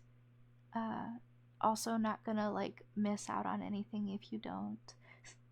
um, Now this one, I know I just spent forever talking in circles and gushing about this second season of Made in Abyss, but that is nothing compared to what I can say about Kotaro Lives Alone. Um, I've had a lot to say about this show for ever since I watched it. Um, Hopefully, I can keep all my thoughts in remotely in order and get through it in a form that makes sense. Um, so, Kotaro Lives Alone is about Kotaro, who lives alone in this apartment block complex, whatever, with his neighbors. Um, why he lives alone as a, like, I think he's 3, maybe? Something young. He's young. Um, but why this kid is living alone is a mystery at first. You're kind of not supposed to think about it. It's kind of just like, it's anime, it's fiction, just go with it. Um, but whoa, it comes to light, like later on, as the story progresses, you get to know more. It's a Sigma kid. True. Actually, very true. He is a Sigma kid. Um, so, I will say, this is another one where, I highly, highly recommend it if you at all want to. Um, but it is very sad. Be warned. If like drama and like familial stuff does not jive with you, probably skip it. But if you like the sad things, absolutely go watch this. It's on Netflix. Um, hashtag not sponsored, but like, oh my gosh, I love it so much. It's so good. It's so cute. He's so cute. The story is so cute. Um, I was seeing people, I was seeing some like reviews and stuff online. People were saying a common thing that came up was like, how the heck does a kid live alone? You know, the entire rest of the story is set in like real world. So like, huh? You know, how does he rent an apartment? How does he have the money for this? How come CPS isn't being called? CPS was called on other kids in the show to help them. You know, why is Kotaro special? Why does Kotaro get the fiction filter? How does this work? It's stupid, you know. I would like to argue that that is stupid. Oh, um, I get passionate. Uh, I like the stories that are good. um, but so like, but I would argue that it makes perfect sense that this child can live alone because you have multiple angles that you can look at it. And this way of thinking will come up again for a different series in a moment. I'll actually skip right to it. So you can look at Kotaro in two ways, I feel like. You can either look at it like a fantasy. Well, because I mean it's fiction, so putting it through a reality lens is kind of silly. You know, you got a suspension of disbelief a bit. I feel like anyway. But if we're gonna take the story wholly seriously, I think you can either look at it like a daydream, like it's Kotaro's daydream, because I find it highly probable that if you are daydreaming about, you know, better times, a better real world, or a good scenario within the real world, almost everything is going to be exactly the same as real life, but there's going to be a big suspension of disbelief so that things work out the way that your narrative dictates. So in Kotaro's narrative, he totally can live alone because excuse me, because in Kotaro's narrative he totally can live alone because that's how the rest of his daydream is able to happen. Or you can look at it through the I'm gonna call it the Family Guy lens, where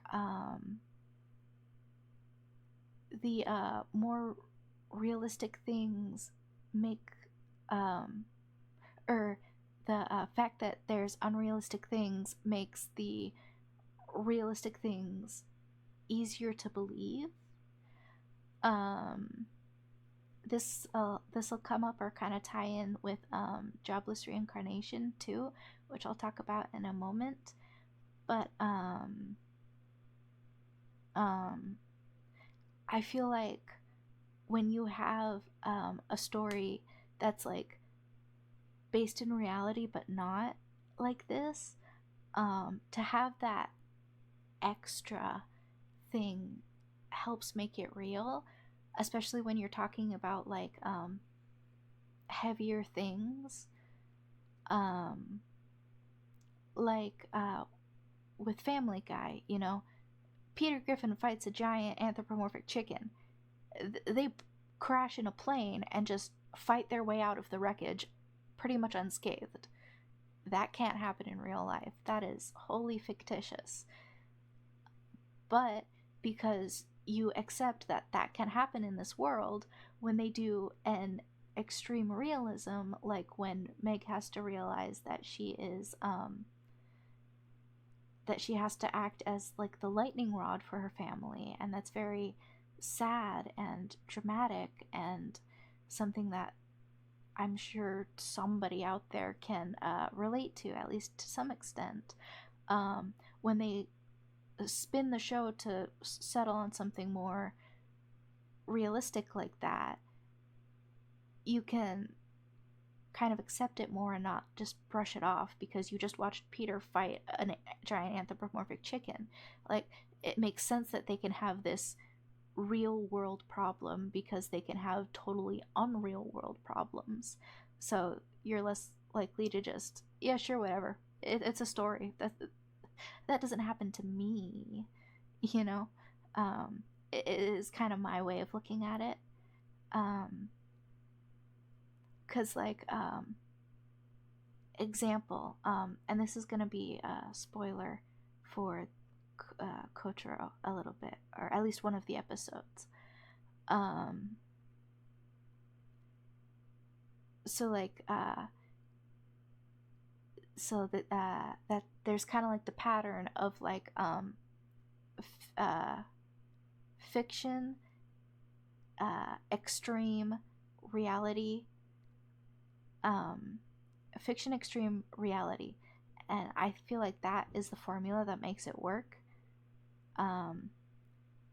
But you could also argue or look into, or whatever, I'm going into film thesis type stuff now, that Kotaro actually gets kind of meta and like Matrix loops around, because in multiple instances it goes fiction, extreme reality, metafiction, wherein the characters within the show will see something through a fiction lens, for lack of a better term. You know, they're watching it on the TV. That happened to that person. That's not something that happens in real life. That's on the TV, kind of a thing. You know, it doesn't happen to you, so you can kind of disassociate a little bit. Because, like, and this is your final spoiler warning for this show, this part. So, like, Kotaro has had a tough life for such a young kid. He has had a tough life. He one of the episodes, I think it's episode 4, it starts off with fiction. Kotaro is out at the store,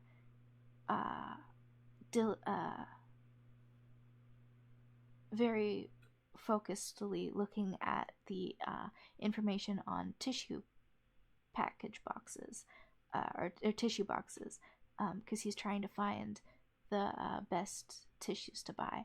And Sir Carino, basically his father figure in the show, or at least within the apartment complex, he's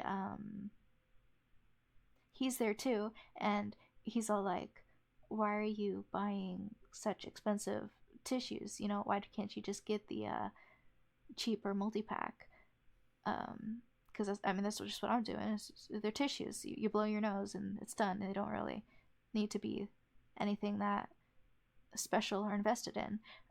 But Kotaro is adamant and he's serious. And, you know, it's okay to splurge on tissues because to get the better tissues is better. That's something you would want to spend more money on. And the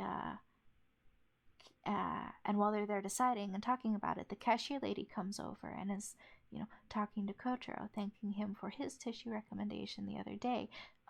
they were very helpful. They were nice. They worked well. They were sturdy, and all the good tissue things. Um, and they smelled kind of sweet. And she was grateful for his recommendation.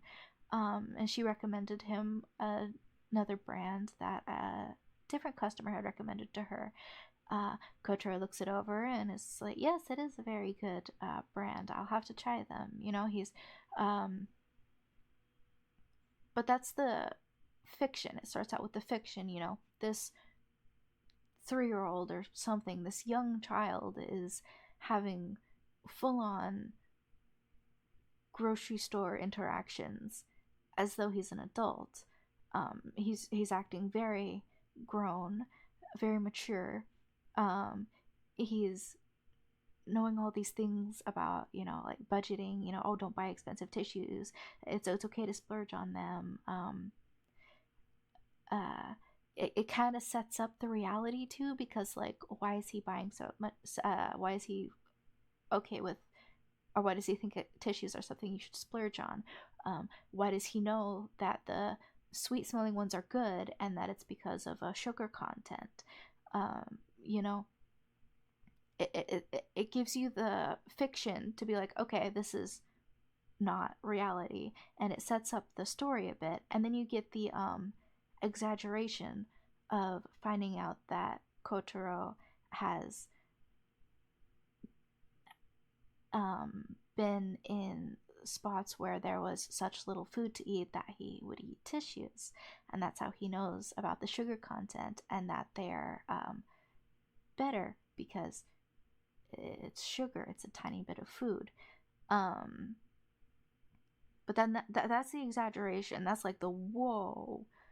um and so then, since it like built up so much like that with the fiction and then the exaggeration, um now you're kind of like, okay, I guess that exaggeration could happen within this world, within this context, because fiction happened.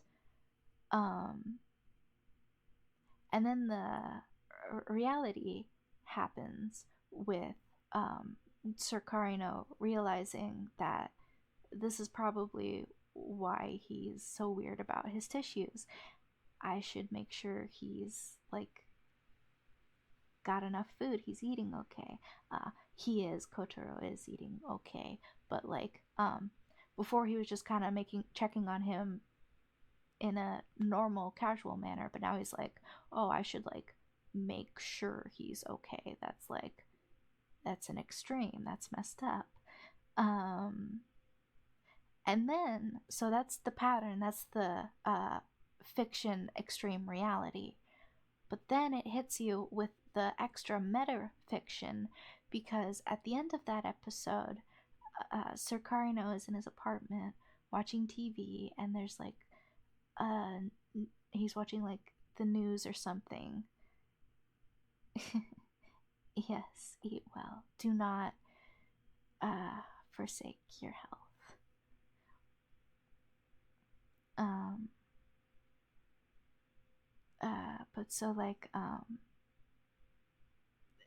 Sir Karno is watching like a news report about how, or maybe it's just a show, but it's some kind of like interview style segment, and this lady is interviewing this guy, and the guy brings up how he also knows the fun fact about tissues, and that's the kind of metafiction, because now Sir Karino is like, um, realizing that, okay, that is probably why Kotaro knows that now, because before he just kind of mostly assumed, or correctly mostly assumed, but now he's like, okay, but hang on, rephrase.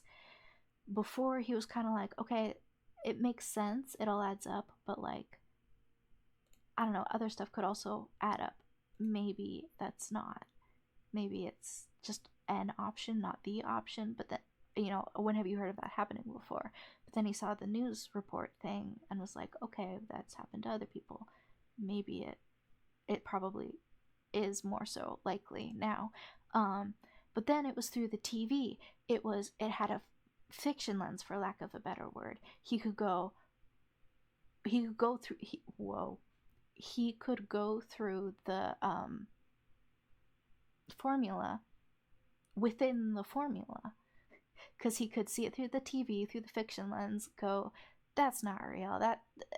I've never seen that happen. That's something on TV. My friend is kind of like that. Or no, it's a fiction. It happened on TV. It's an extreme because this is like a real life segment. It's not like a TV show. It's a reality. I think my friend also knows about this. Point being, the show is really, really smart, I think. Because it like, and none of these are like scholarly formulas as far as I'm aware.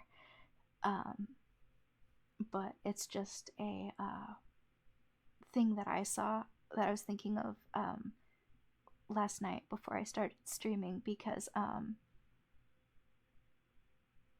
yeah, it just struck me as something that happened.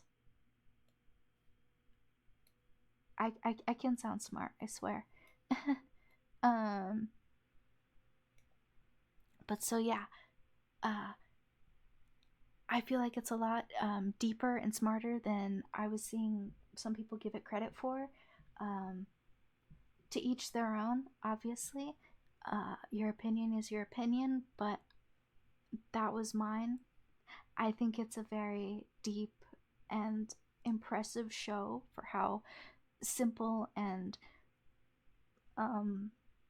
small seeming it is, I guess. But yes, very sad. Very much recommend. If I didn't just already say all of it, I mean, I didn't. That was just one episode. Final warning: very, very sad, but very, very much enjoy. Now, I'm gonna jump ahead a tiny bit, because that same style of thinking with the fiction lens, with the extreme, with the reality, I believe ties in very well with this show or series, Jobless Reincarnation. Also a series that I very, very much recommend. I'm probably not going to get as far into like actual spoilery story points. But I will say that one thing that I was seeing people say, and I also saw other people countering that point already, but since I'm here, I'll say my 2 cents as well. I think that because if you don't already know, Jobless Reincarnation is an isekai about this guy who had a to put it bluntly, he had a very crap life. His real world life in Japan was very crap, for lack of more complex terminology, which caused him to more or less shut down, becoming a hikikomori, not really, this is an understatement, but not really living his life to the fullest, all of that. One day, an unexpected accident causes his untimely passing, but with a stroke of luck, he is reborn into a new body, into a new world of fantasy, magic, and all that cool isekai medieval stuff. And there's your first bit of the formula, the fantasy, because it's the fantasy land, or so you would think. I would argue that the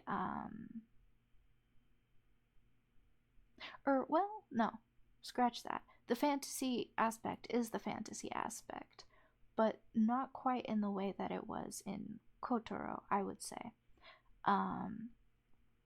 Because the fantasy aspect in Jobless Reincarnation also kind of becomes real world. And I would attribute that to the main guy, Rudius's perversion. Um, and that was what I was hearing people online having a lot of issues with, the fact that Rudius is a pervert. He's crass, he's crude, he's perverted, you know? But, or it can get uncomfortable. It's weird stuff.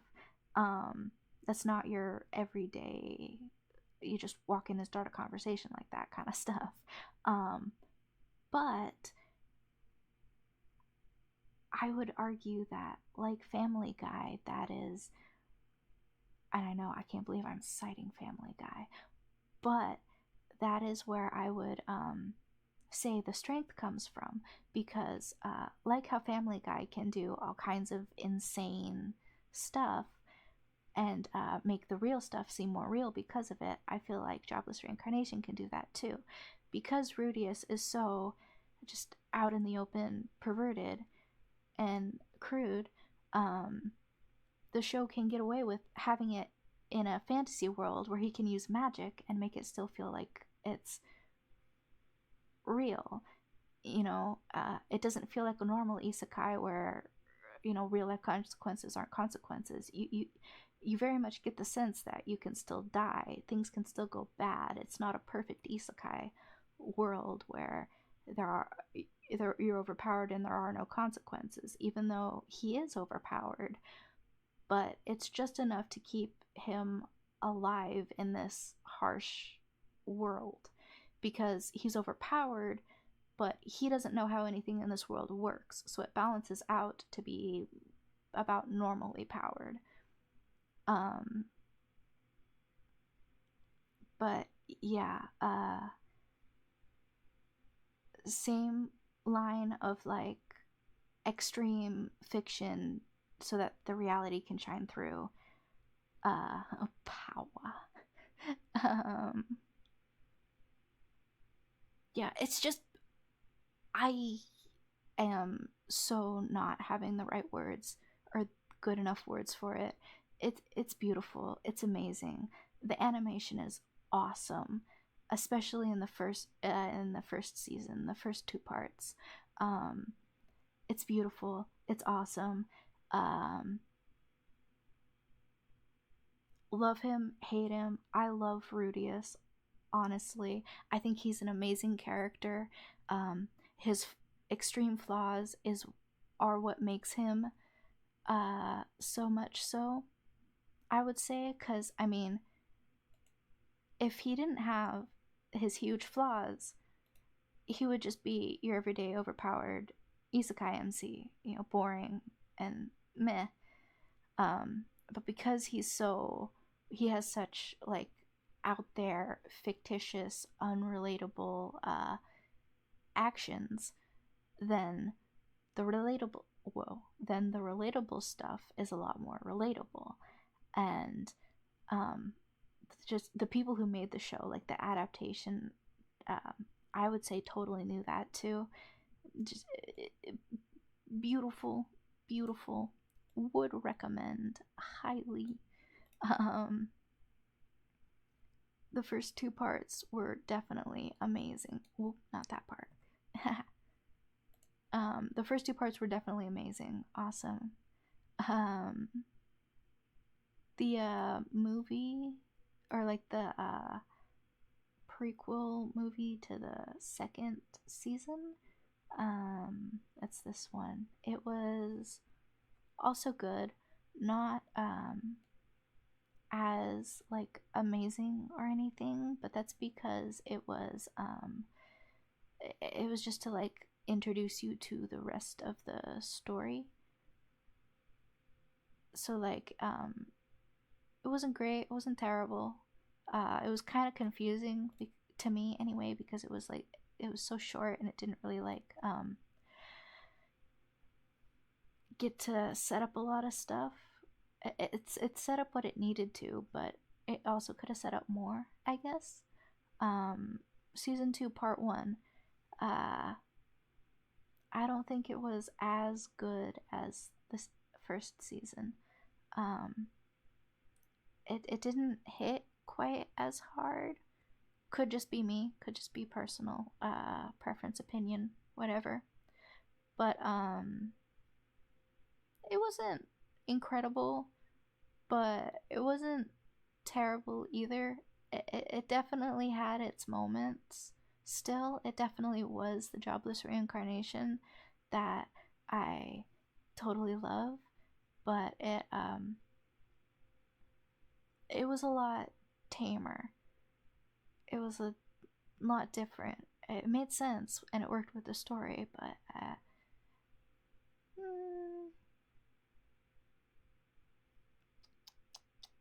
I guess there probably. And then this one was just an OVA that came between, that happened somewhere in the first season. Simple, good, didn't add like super in depth or very, very important information or nothing like integral like that. um, Thanks, Danches. Unfortunately, I forgot my cup, but I will get it if it goes on much longer, if I really need to.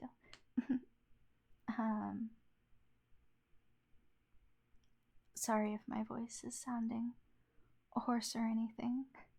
I also don't talk very often, so that doesn't help much.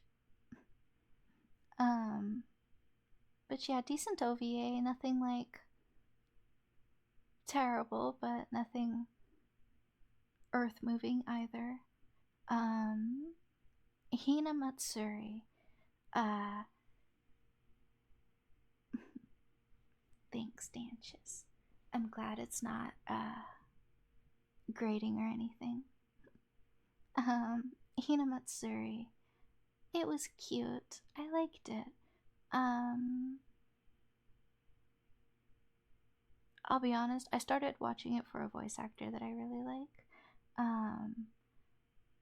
But it was a really cute, it was a surprisingly cute show. On top of that, it had a really high rating, so like I didn't think it was going to be terrible or anything like that. But I don't know, it's kind of like just a goofy comedy. It's not really my style, so I didn't think I was gonna like it as much as I did. Just cute, silly, heartwarming. Not terrible at all, but maybe not like top 10 favorite, most epicest show in the world, you know? Speaking of, since this is the song, the opening, Hell's Paradise.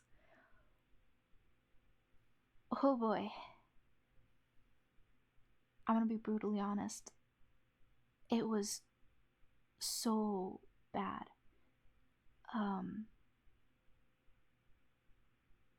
Yeah, I couldn't. I'm surprised I was able to finish it, honestly. It was not great in my opinion at all. Kind of side note also, there were multiple times when hands weren't from the right side.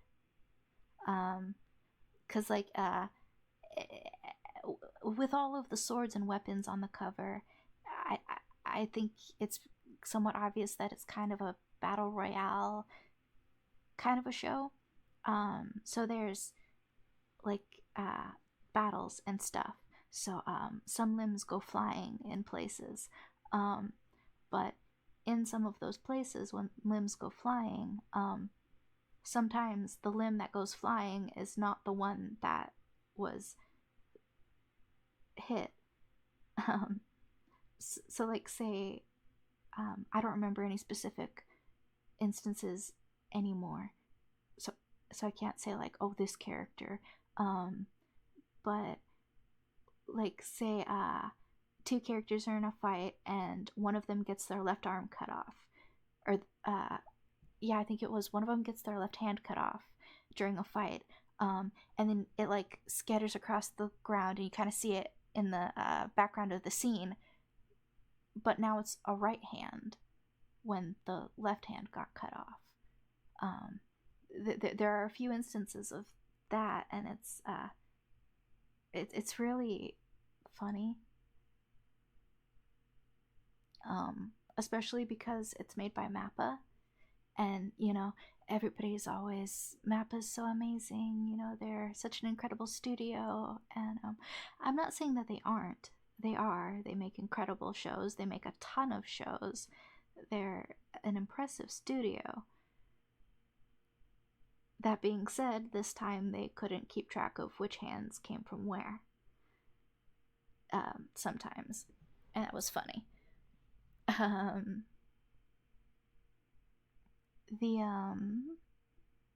The story is weird. I didn't really understand it or like it. Which is impressive because I watch a lot of bad shows. Bad stories or weak stories aren't really a deterrent for me. As long as there's like something there. But it just wasn't it. It was terrible. There was so much talking, but none of them were able to talk, if that makes sense. Like, all of the characters that were like left, all of the main important characters that got to like talk and things, were very much like the fighting type, the fists not words kind of type. They weren't the strategists or the smart ones. So a good chunk of the show is just people talking about stuff that just happened that you just saw. So it's very weird and repetitive, and yeah, it was not it, I don't think.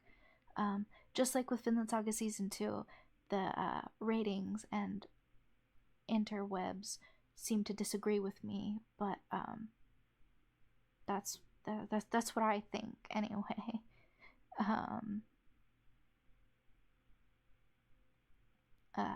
Yeah. I'll watch Season 2 when it comes out just to see what happens, but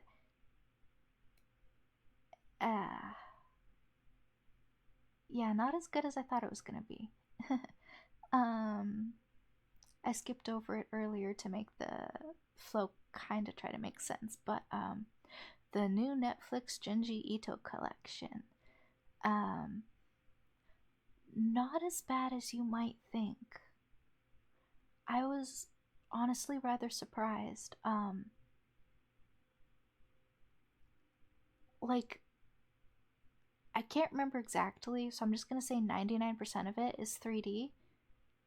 There might be some moments where it's 2D, but the majority of it is 3D. Like, all of the big extravagant monster things are 3D. So it can look kind of goofy at times, but if you watch it like an older film or piece of media, that way you're kind of like forgiving the technology in a way. Um, then it's that helped me to look past it and actually kind of enjoy it. Because like I would have been kind of bummed out that they didn't like draw it all out, you know, because that's kind of the whole point of Genji Ito's work is it's beautiful, incredible drawing shock pieces, more or less. And since everything was in 3D, it kind of got simplified, so it kind of looked a little campy and silly. And some of the stories weren't really stories. There were definitely some weak ones in there. Like, you could tell when it was really just supposed to be the shock splash art and it wasn't supposed to be like a whole in-depth story. But some of them worked well. I think I gave it a 5. Definitely not like not worth watching, not like the worst thing I've ever watched, but like not not atrocious either.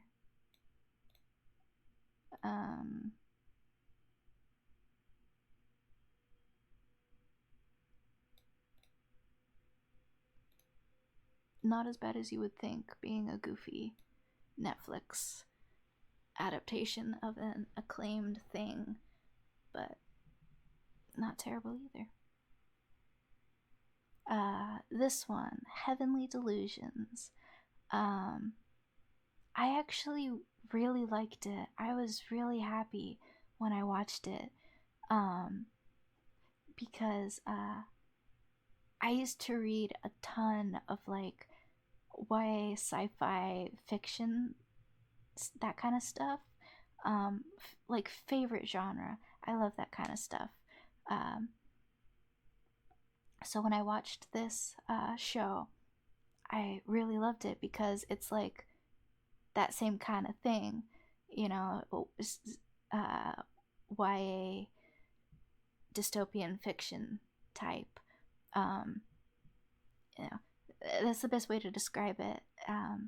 Just very solid, still kind of like, I guess, goofy, because you know it's like, okay, yeah, sure, that's definitely fiction, but it was good. I liked it. I was really happy to see such a what I would call an old story, because I don't know, you just don't really see people, or I don't really see stories like that anymore.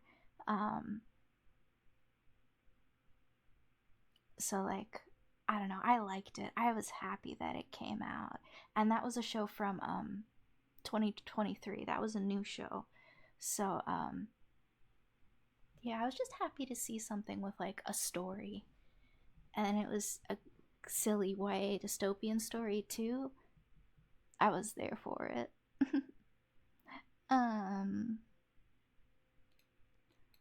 Grimgar OVA. Short, silly, goofy. If you watched Prison School and that kind of like gentlemanly, ungentlemanly vibe that everybody has when they like get really serious in that show, that was pretty much this OVA. Those like silly serious moments was like pretty much this OVA. Definitely not terrible. Didn't really add anything to the story. It wasn't like great. It was just there.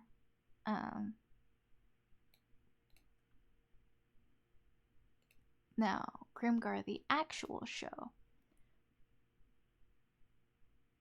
Oh my gosh, I loved it.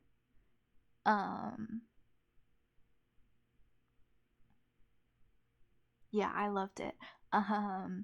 It's an isekai about these people that uh, somehow end up in this cool new classic isekai-esque world. um, but it does a twist on that because usually in isekai anime the MC is overpowered and they like everything works out, and even when it doesn't work out it still works out. um, but like this one does a spin on that and follows the B group, the people that don't get the hero everything works out route. They have to like actually work and struggle and almost die to what should be the easiest monsters to fight. It's supposed to be like the real world isekai. um, and I think it did it well. I really liked it. It I don't know. I really like tight ensemble cast shows like that. Um, it can be the stupidest plot ever as long as the ensemble cast is tight and here for it. Um, then I'll love it. Because I like it when people or uh, individuals can get along well together. Um, yeah, it's cute. It's sad a little bit. Um, well, yeah, it's sad, but it's good. I liked it. I would recommend. Oop, this one. These ones. Uh, Golden Kamui. Would also very much recommend. Um, I said about Golden Kamui, my note for Golden Kamui was, or well, my note for one of the seasons was, it was that, Golden Kamui is the show that has Vinland Saga crying itself to sleep every night. Crying itself to sleep every night. Um, which, yeah, I feel like that sums it up pretty well. Um, they're both like historical fiction stories. They're both like historical fiction stories. Vinland Saga being set in Viking times during the discovery of America or Vinland. Um, and Golden Kamui is a story of it takes place like right after the Russo-Japan War. So like they both have real world historical ties. Um, Deaki, hey, it's nice to see you. Welcome. It's nice to see you too. I'm glad you could make it. I hope you're doing well. Um, but yeah, I think Golden Kamui just did it better. Cause I think what helped Golden Kamui a lot is that none of the characters were based off of real historical people. Um, they definitely had draws from real people. They were influenced by real people, but they weren't real people. They were still fictitious people in a fictitious setting, so they could do pretty much whatever they wanted. Whereas in Vinland Saga, they were based off of real people, or they just were real people, but a fictitious version of them. So they had to be real, but also fictitious, and it just was like, it was weird. It didn't work, I don't think. Um, Oh, that's good to hear. I hope you continue to do fine. Or even better. um, but yeah, they did it better. They did the historical seinen fiction thing better. Um, whoops. They did it better. Um, the shows itself the series itself is a lot goofier. Um, but not in a bad way. It works really well. Um, it's very like story relevant and plot heavy, so I can't get into it a whole ton without just like um, recapping the entire thing. But I would definitely recommend if you wanted to. Um, it's cute. It's awesome. Yeah. uh, that was season one. This is season two.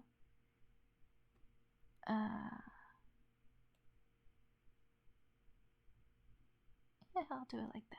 That probably makes sense. Because they were all really good. But those ones were kind of better, I think. Season four, I would say, was the weakest link so far. Still not at all terrible. Still good. But not quite as good as the rest.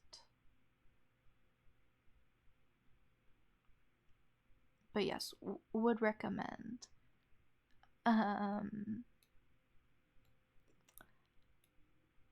Fire Force, season 1 and 2.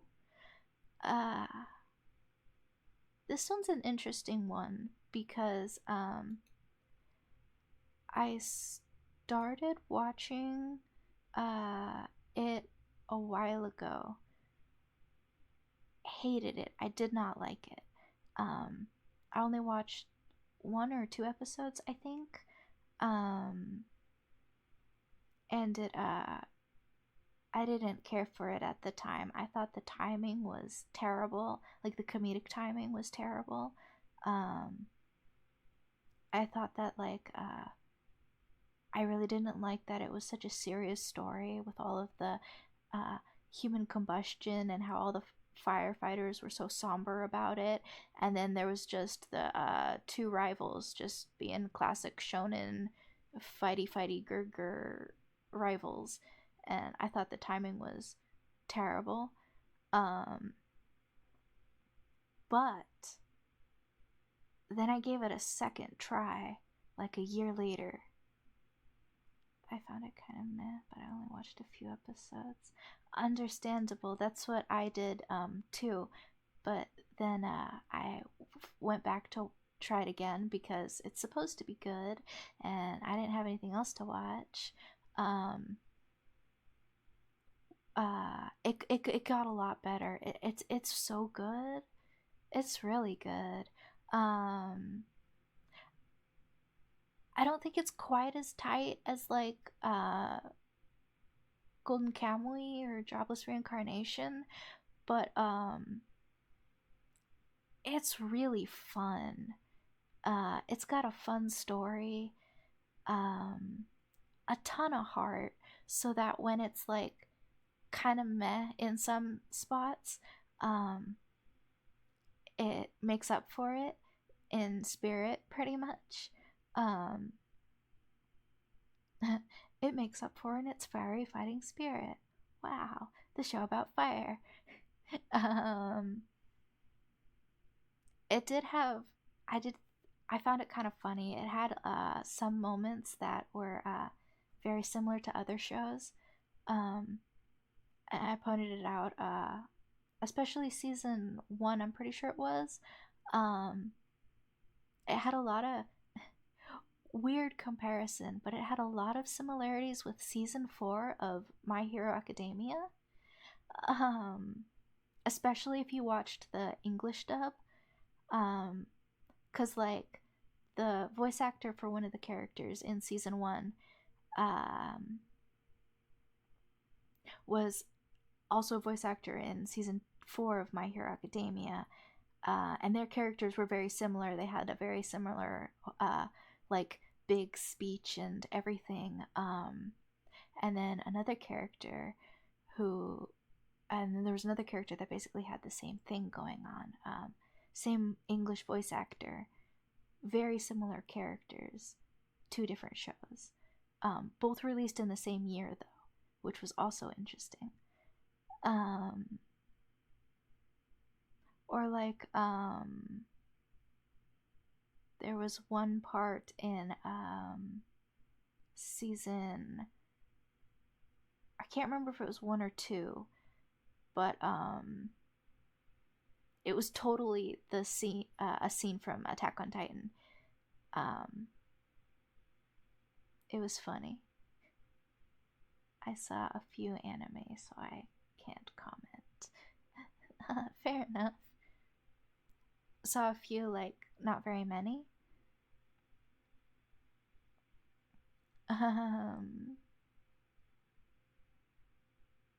But so those are just funny coincidences. But yeah, no, this show was cute. Not as tight as it probably could have been, but definitely not terrible either. The second season was not quite as good. It had a lot more bumps, but the heart was still definitely there, so it was not like hate worthy or anything.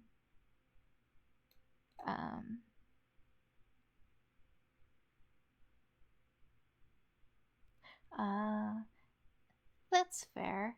Oh, squeak. That's fair, though, Dantious. I just don't sleep, so I watch a lot of shows. This is not the normal amount of logic or number of shows or in-depth looking into them. This is my own level, my own brand of crazy. Dr. Stone, New World. Dr. Rock. Dr. Rock, this one in particular, was terrible. It was, yeah, it was terrible.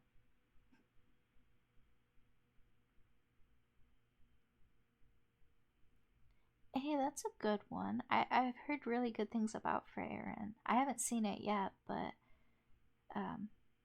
nothing but good things.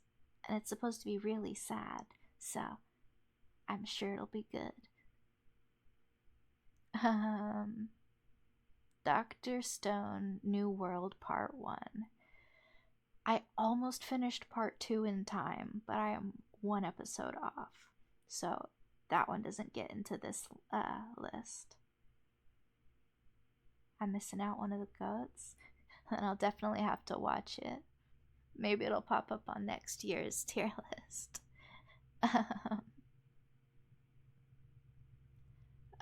But yeah, Dr. Stone New World, season 3. This is part 1 specifically. I hate to say it, I really do, because I really loved the show.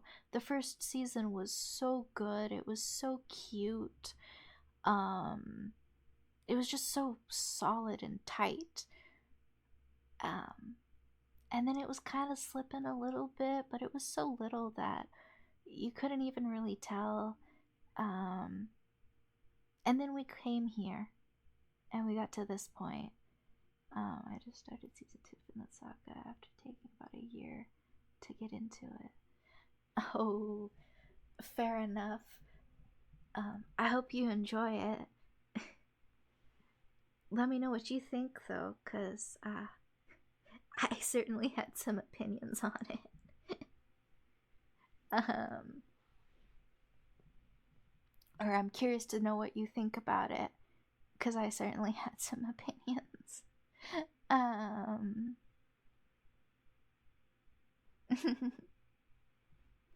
um, but Dr. Stone, A New World.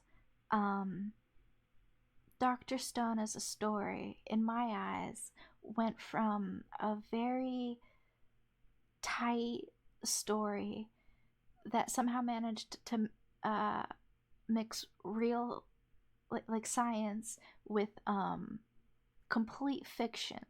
Like, how did everybody get frozen by a mystical green beam? How is that scientific? How did that happen?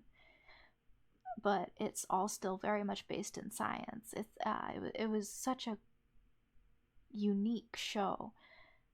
And then there was season 3. Um, I can't get over the fact that people teleported everywhere. Um, Things just appeared. People just were where they need to be when they were nowhere near there a second ago. Um, Stuff teleported all over the map. The original mission that we had is now completely lost. The dialogue is sparse. Not like it doesn't happen often. There's plenty of words, or like there's definitely enough words being said, but they're not the words that need to be said, I guess. Like, they're just not necessary. It doesn't really make sense. It's not important.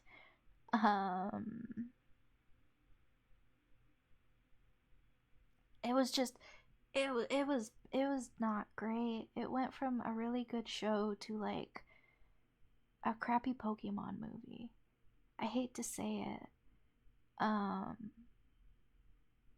It just got bad. And that it was so terrible because it was so good. But now it's not, like, at all. It was so disappointing. The last anime that I saw was Seven Deadly Sins, I guess. And from manga is Chainsaw Man. Oh, I haven't read Chainsaw Man, but I watched it. I should read it though. I heard the manga's really good. Seven Deadly Sins is really good too. I haven't finished it. I'm way behind, but of what I watched, I really liked Seven Deadly Sins. It's a good show. It looks like it took a turn in a direction though since I lost my streak of watching it.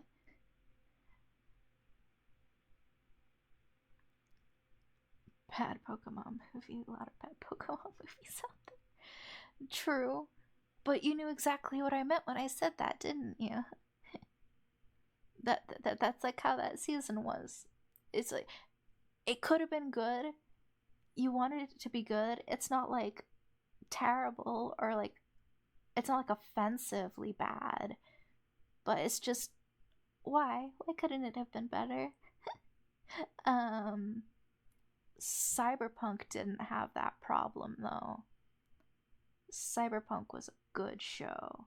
I will say, if you caught me like a day, 3 days after I first watched it, this would not be my opinion. But it really grew on me over time. When I first watched it, I thought it was really silly. I thought the big climax thing was super goofy. It still kind of is, but it's not as bad as I first gave it credit. Cyberpunk became what I started showing people who didn't know what anime was. Oh, fair enough. That would definitely be a good show to do that with, I think. Because, like, it's just anime enough, but also just not. So, like, if you don't like anime, you could like it, but if you want to like anime, you could also like it too, kind of thing. It replaced Cowboy Bebop, but both are still great. Fair. I haven't seen Cowboy Bebop yet, but it's on my list. I hear it's very good.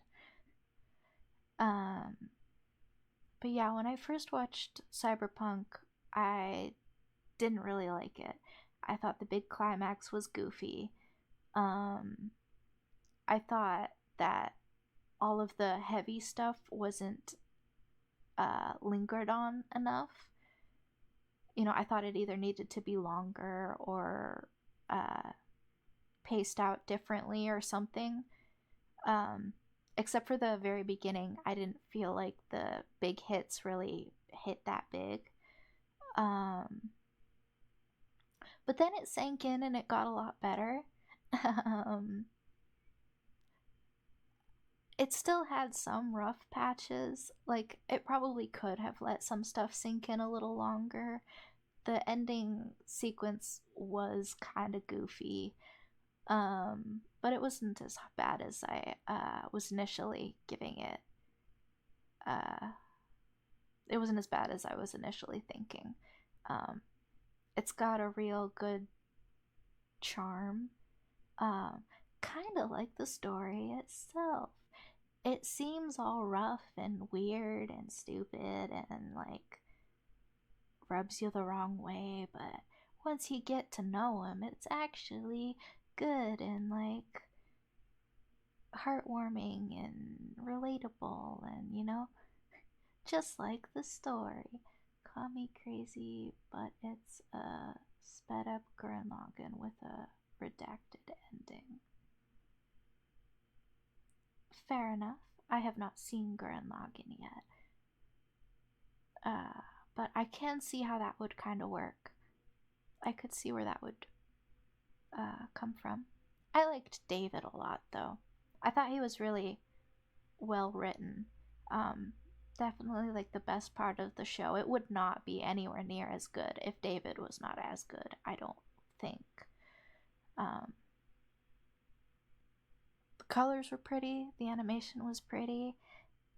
Uh, I don't know if it was like my favoriteest show ever, you know, put it in the shrine and worship it, but it was not bad either. Ardro was created to, I forget that word.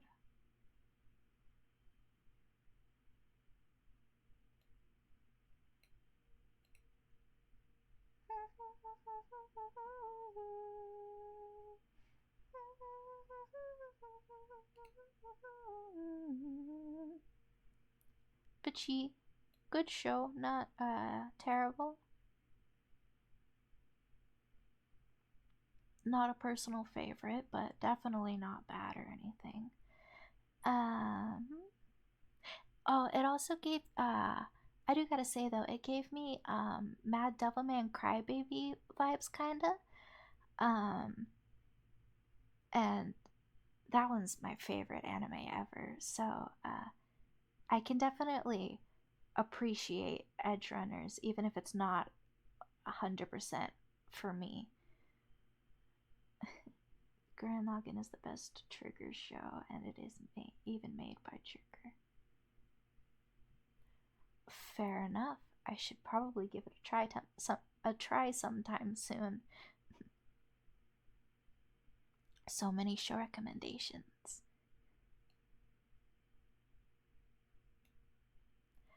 Uh, Season 2, or no, part 2 of The Devil is a Part Timer. Um, I loved the first part. Um, oh, back story. This is actually kind of a big deal because season 1 came out a while ago. Like, I don't want to say 10 years. 10 years is a little too exaggerative. But it was a long time ago. It was a big gap between part one and part two. Gurren Lagann is the best. It isn't even made by Trigger. Oh, only thing I know about Gurren Lagann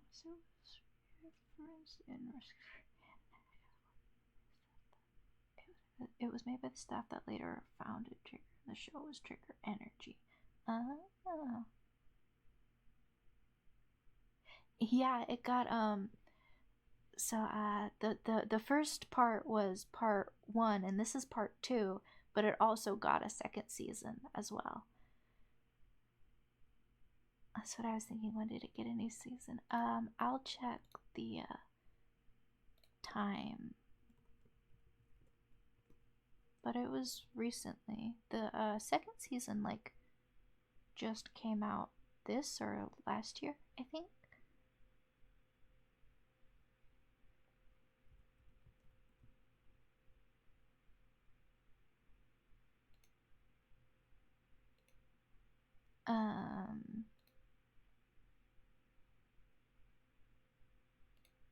Let's see.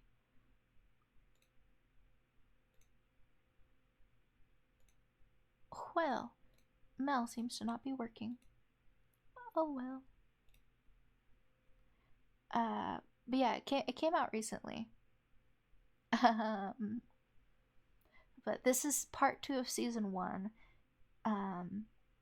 If you didn't know, it was kind of a big thing because season one, part one was like very loved. Understandably, it's a gem. And everybody was super stoked for season two or part two or whatever it was going to be, but it wasn't coming. It didn't come. It kind of became like a no game, no life, you know, no game, no second season. But then it came. I haven't watched all of the new stuff yet. I've only watched this second part so far. I don't think it was quite as good as the first season, but it was definitely good still.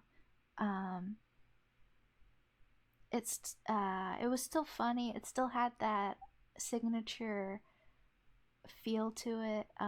It was good.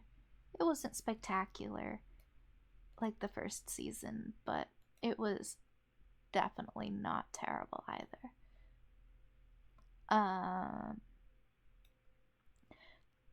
Demon Slayer season, I don't know, Red Light District arc. I think it's called the Entertainment District arc, but same thing. We need a harem review. Which harem? But Demon Slayer Entertainment District arc. I have very mixed feelings about this. I don't understand why it had to go the direction that it did, but it did. So, I guess I just kind of gotta accept that. I don't know. I think it could have gone in a better direction than it did. But oh well. I'm being vague because if I were more specific, it would be spoilers, and I feel like this isn't something I should spoil. But it was alright. It was definitely better than the next arc, I will say. To me anyway. But it had definitely some weird moments. Like stuff happened that doesn't happen and that you don't think should happen within the world that it's set in. God, I hate that blonde guy. You mean Senetsu? Yeah, he is pretty annoying. He was really grating in this season. I didn't care for him that much in this one. Um, but luckily he didn't really get to do that much. Um, he gets worse. For this season, yes, I would say anyway. How could he get worse? Because before he was screamy for a purpose, and now he is screamy for haha comedy. Look, he go scream, haha. Um, which isn't funny because it's loud and annoying and painful. Um, but it's okay because in the next season, he just goes away. He's like not a part of that season. He's off on some off-screen mission, so he goes away for a time at least. It's okay. um, uh, yeah, this season was alright. I mean, it was kind of jarring the switch between different animation styles. Too screamy, really. True.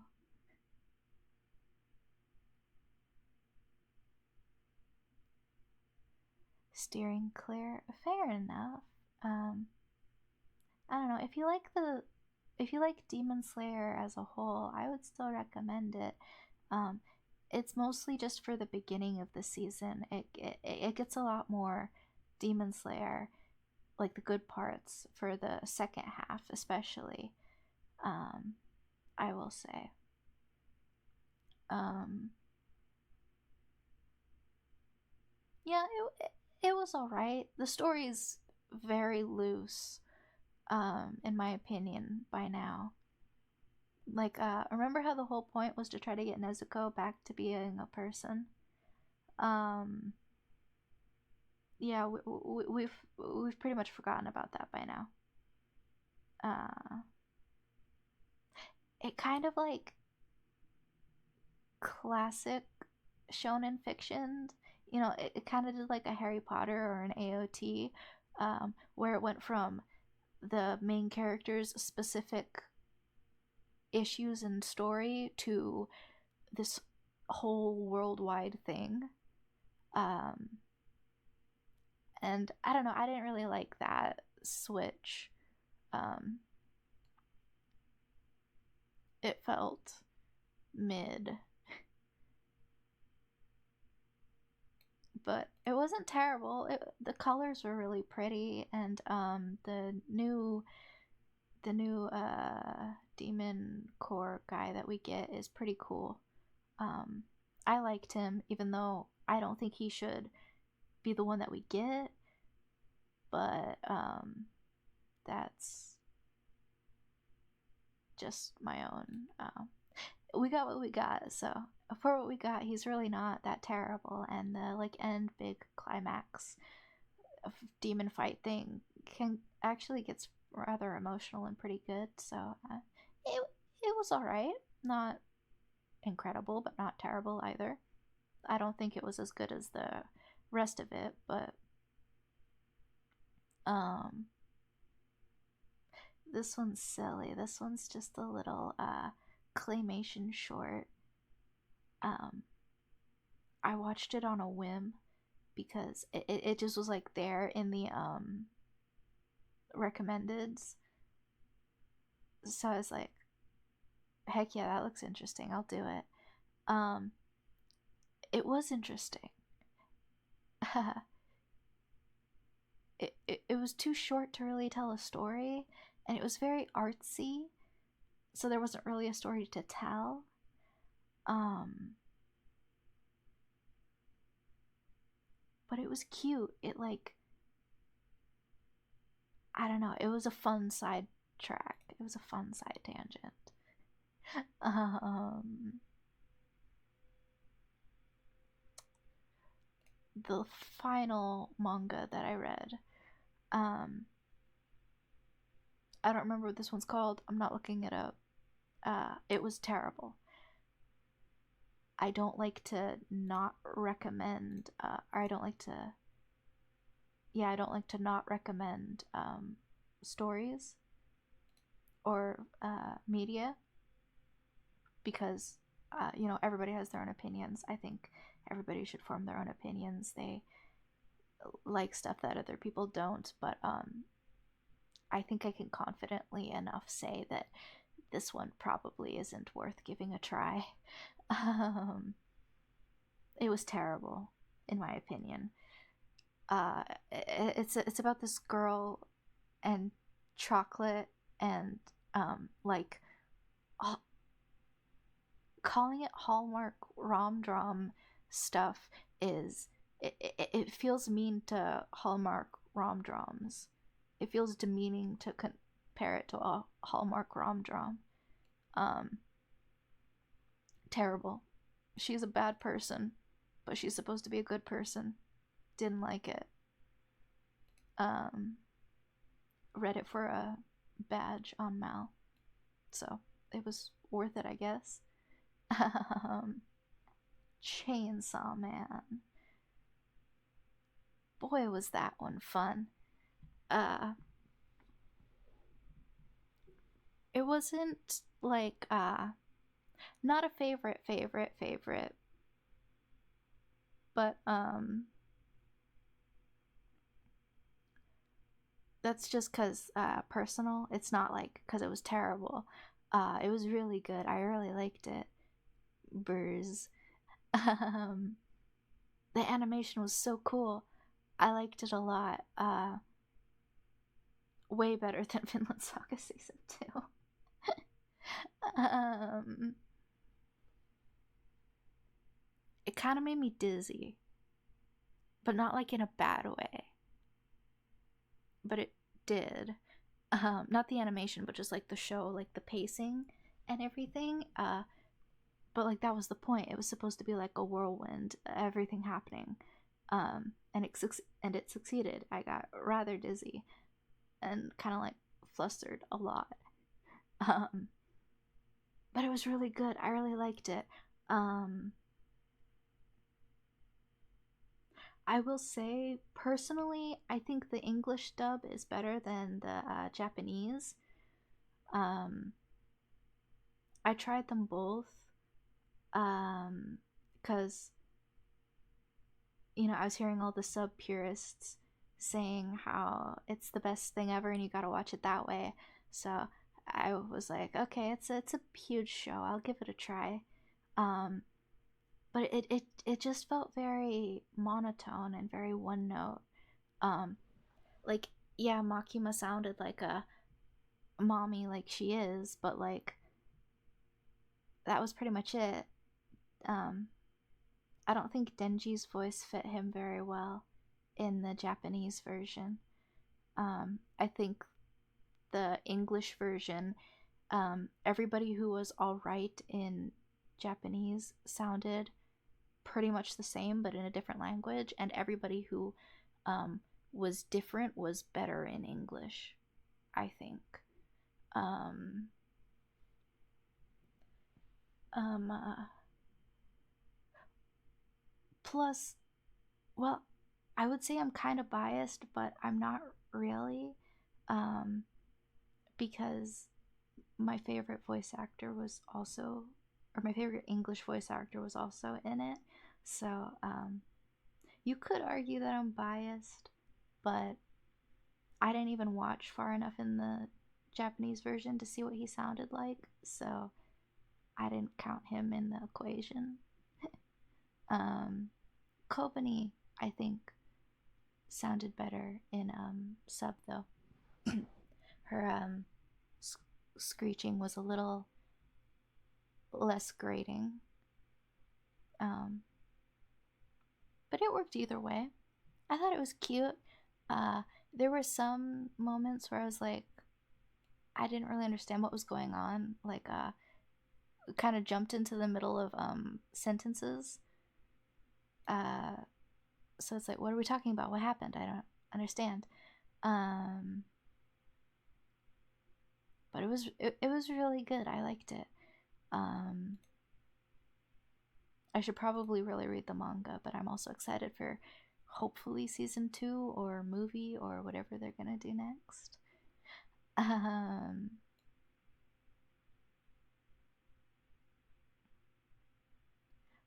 oh, valid. It's. I think it's always better if you're gonna read and watch something. I think it's always better to read it first, personally. Um, I don't know. It just to me it just gives the story a better flow because then you can like see the intention and then how it was taken rather than seeing how it was taken and then how it was kind of, I guess. Um this one, however, doesn't have a manga because it's an original.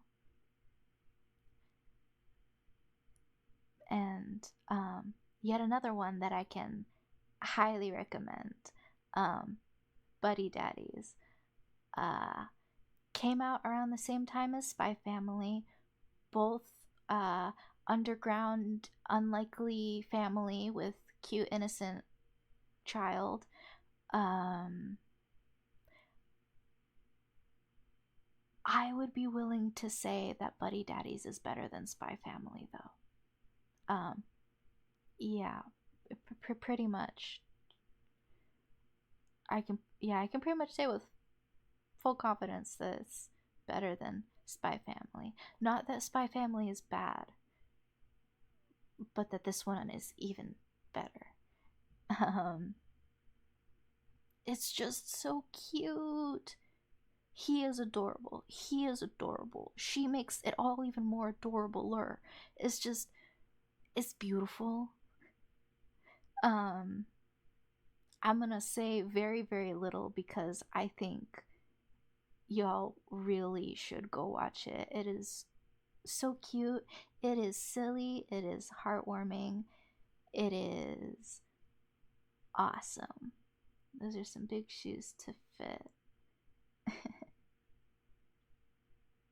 True, but I would argue it. Well, cause I feel like Spy Family after a little while it got kind of repetitive, I guess, or it kind of roadblocked itself a little bit.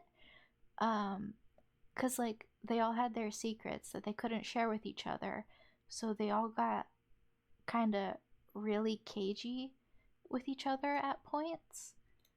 Um, so it was hard to like vibe with it the entire time, you know.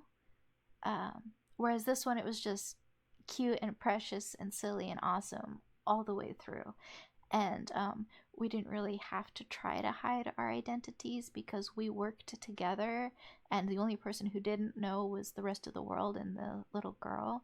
And those ones were easier to keep it a secret from the world because, or those were easier to keep it a secret from because, like, that kind of made sense. You know, we could still work together. Um, so that's why I say I think it's better than Spy Family because it's like Spy Family, but kind of brushed some stuff out. Um, Only problem is that it is a original with one season. Um, that it is an original from with one season. Uh, though I do gotta say one cute thing. Everyone is watching cute stuff. Meanwhile, me housing. True. Well, some of the stuff I watched wasn't very cute. I mean, heck, we uh we literally create hell in this one. We create a hell on earth in this one. Um, Hellsing's supposed to be good though. Can't hate for watching it. Um, but one cute thing about Buddy Daddies that I gotta say though is because it's an original with only one season, which means that there's probably not gonna be another season, unfortunately. There might be. Skinity is also whoa. Skate Infinity is also an original that started out with one season but is getting more. So who knows? Buddy Daddies could get more. Um, but it's really cute because the English voice actor for this character, um, he's very precious. Every time he tweets something about this show, it's always so cute and so like he sounds so grateful for being able to have worked on it, and every single time it always ends with like um season 2 when, you know, he really wants a season 2. He apparently really liked working on the show, and that just makes it even more precious, I think. I think it's adorable. Um so yeah, I could gush about my I could gush about my favorite shows for like so long. um, Unfortunately, I cannot gush as much about this movie, which sucks because I really, really like My Hero Academia. Um, as an anime movie, it suffers from anime movie syndrome. Um, to be expected, though. Uh, it's just very mid. It doesn't have a lot of huge bearing on the rest of the plot, I don't think. To be fair, I haven't watched the season that comes after it yet, but it doesn't feel like it's gonna have a whole lot that it'll be able to bring over. Um, so then it was just mediocre Friendship is Magic writing. Um, but the new character that they added for this movie, though, he was really cool. It doesn't feel like he's going to be a reoccurring character, which kind of sucks. But it wasn't like terrible, but it wasn't great either. um, Kind of a bummer because when I read the description for it, it sounded like it had to do with the plot more. Then it didn't seem to have that much to do with the plot actually. But whatever. Definitely not the worst thing I've ever watched. um, Season 5, which came right before that movie. Um,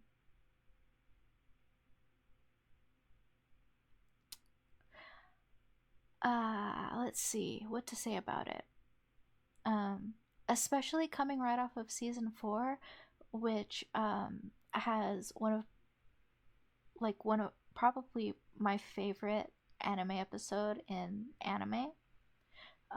I know I said Devilman Crybaby is my favorite anime, but for a favorite single episode, it would have to be from season 4 of My Hero Academia.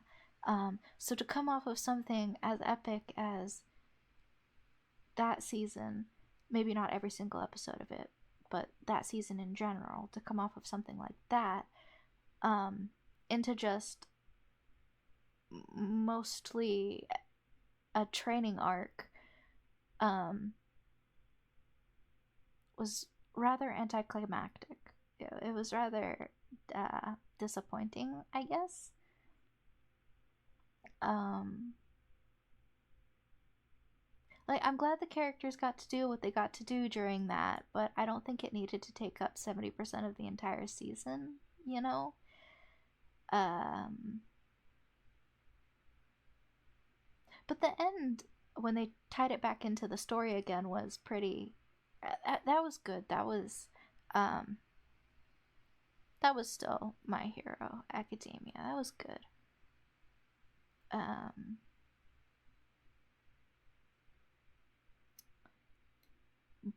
but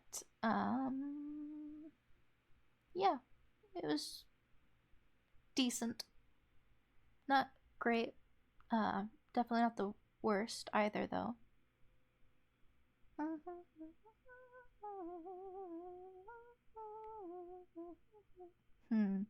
I gotta reorganize some of this. The list got off.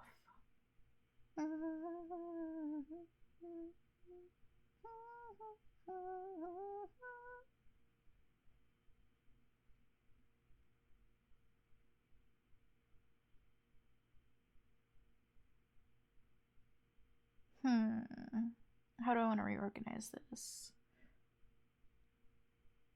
Ouch.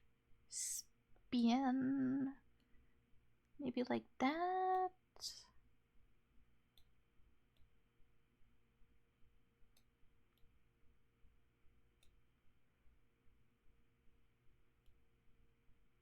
Hmm.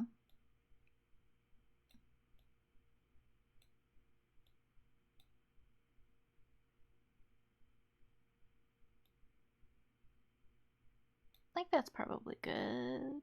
I think.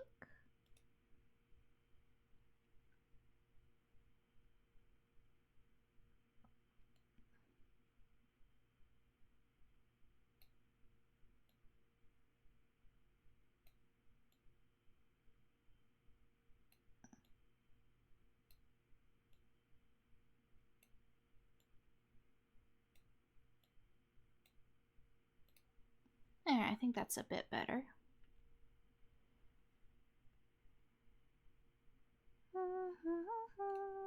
And last but not least, what was it? It was After School Hanako-kun, I'm pretty sure, is what its title is. This one is a kind of like follow-up spin-off to the main story and season of Toilet Bound Hanako-kun. Is a good show. I would recommend. I really liked it. I thought it was really cute. This like kind of side story, also very cute. More goofy than story or plot driven, as compared to the first season or the main story, but that makes sense because it's a side story. It's supposed to be kind of more silly and not plot relevant. Just good, short, cute, nothing to like write home about, but also definitely not bad or anything either.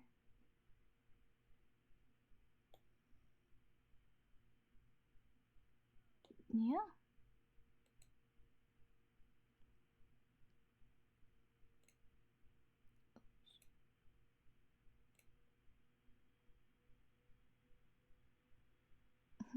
I think that's the list.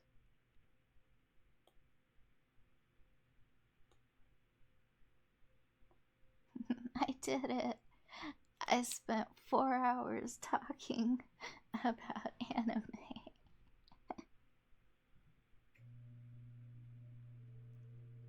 Honestly, I can't believe it was only 4 hours. I can talk for so long about shows, about stories. I was trying to keep it not too long and not to say anything, that way you guys could like actually maybe go watch them. But it was a nice 4 hours. I'm glad. I'm glad it was fun.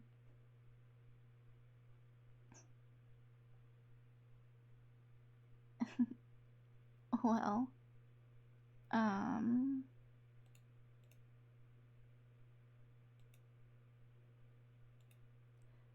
to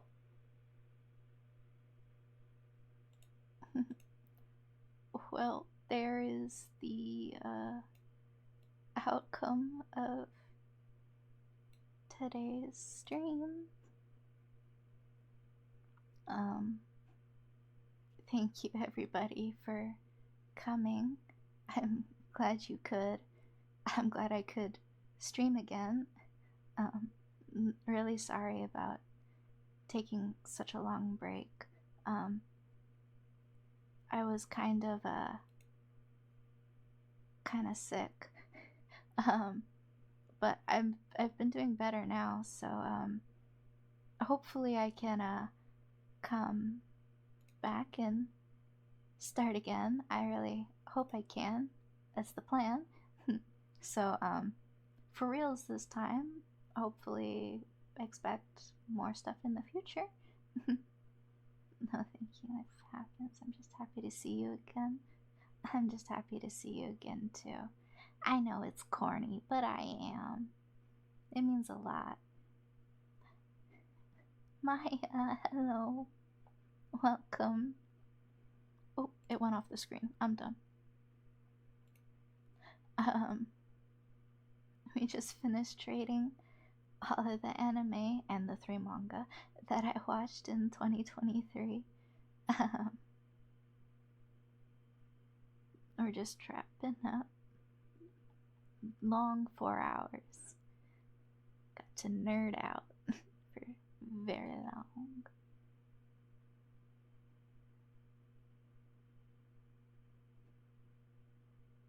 I'm glad you could stop by. I hope you had a good day, Maya. And I hope you continue to have a good day too. Let's see. Do I maybe want to raid somebody? I don't know if there's anybody live right now.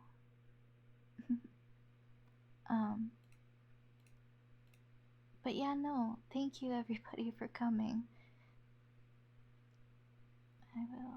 Will you be streaming more? I gotta catch more.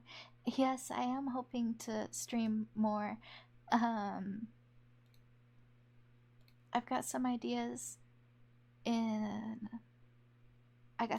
planned out. Nothing quite as extravagant as this in the current works, but I definitely do hope to come back and do more. I'm not entirely sure when, but soon. No set dates, but as soon as I can.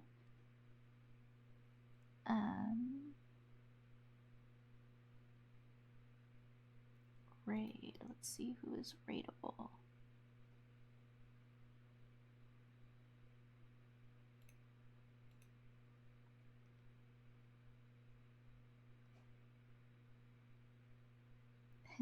Thank you. I'll be sure to bring as much fun as I can.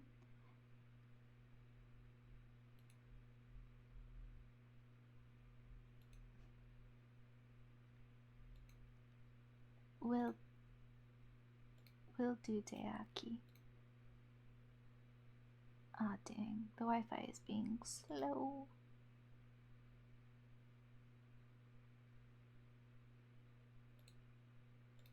Let's see if I can go like this way.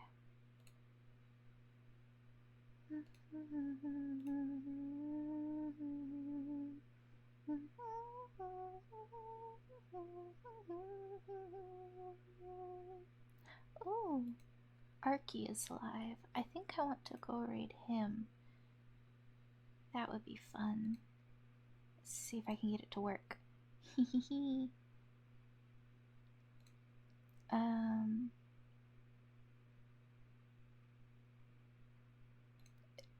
Oh, I forget the raid command.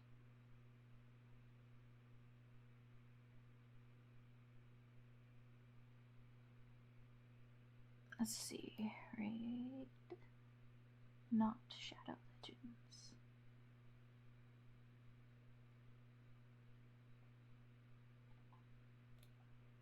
R.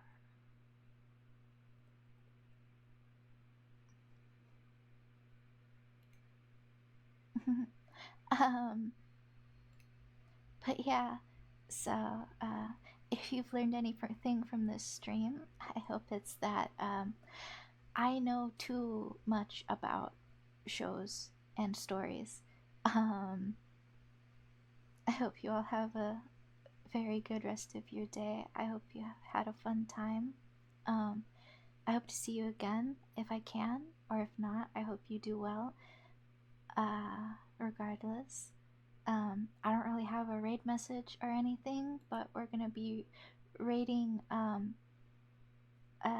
friend of mine, Arkhand. Um, so maybe say something nice if you don't mind. Um, and yeah, thank you all for coming. It means a lot, and I'm glad that I could do this and we could see each other. Um, yeah, all that stuff. Um,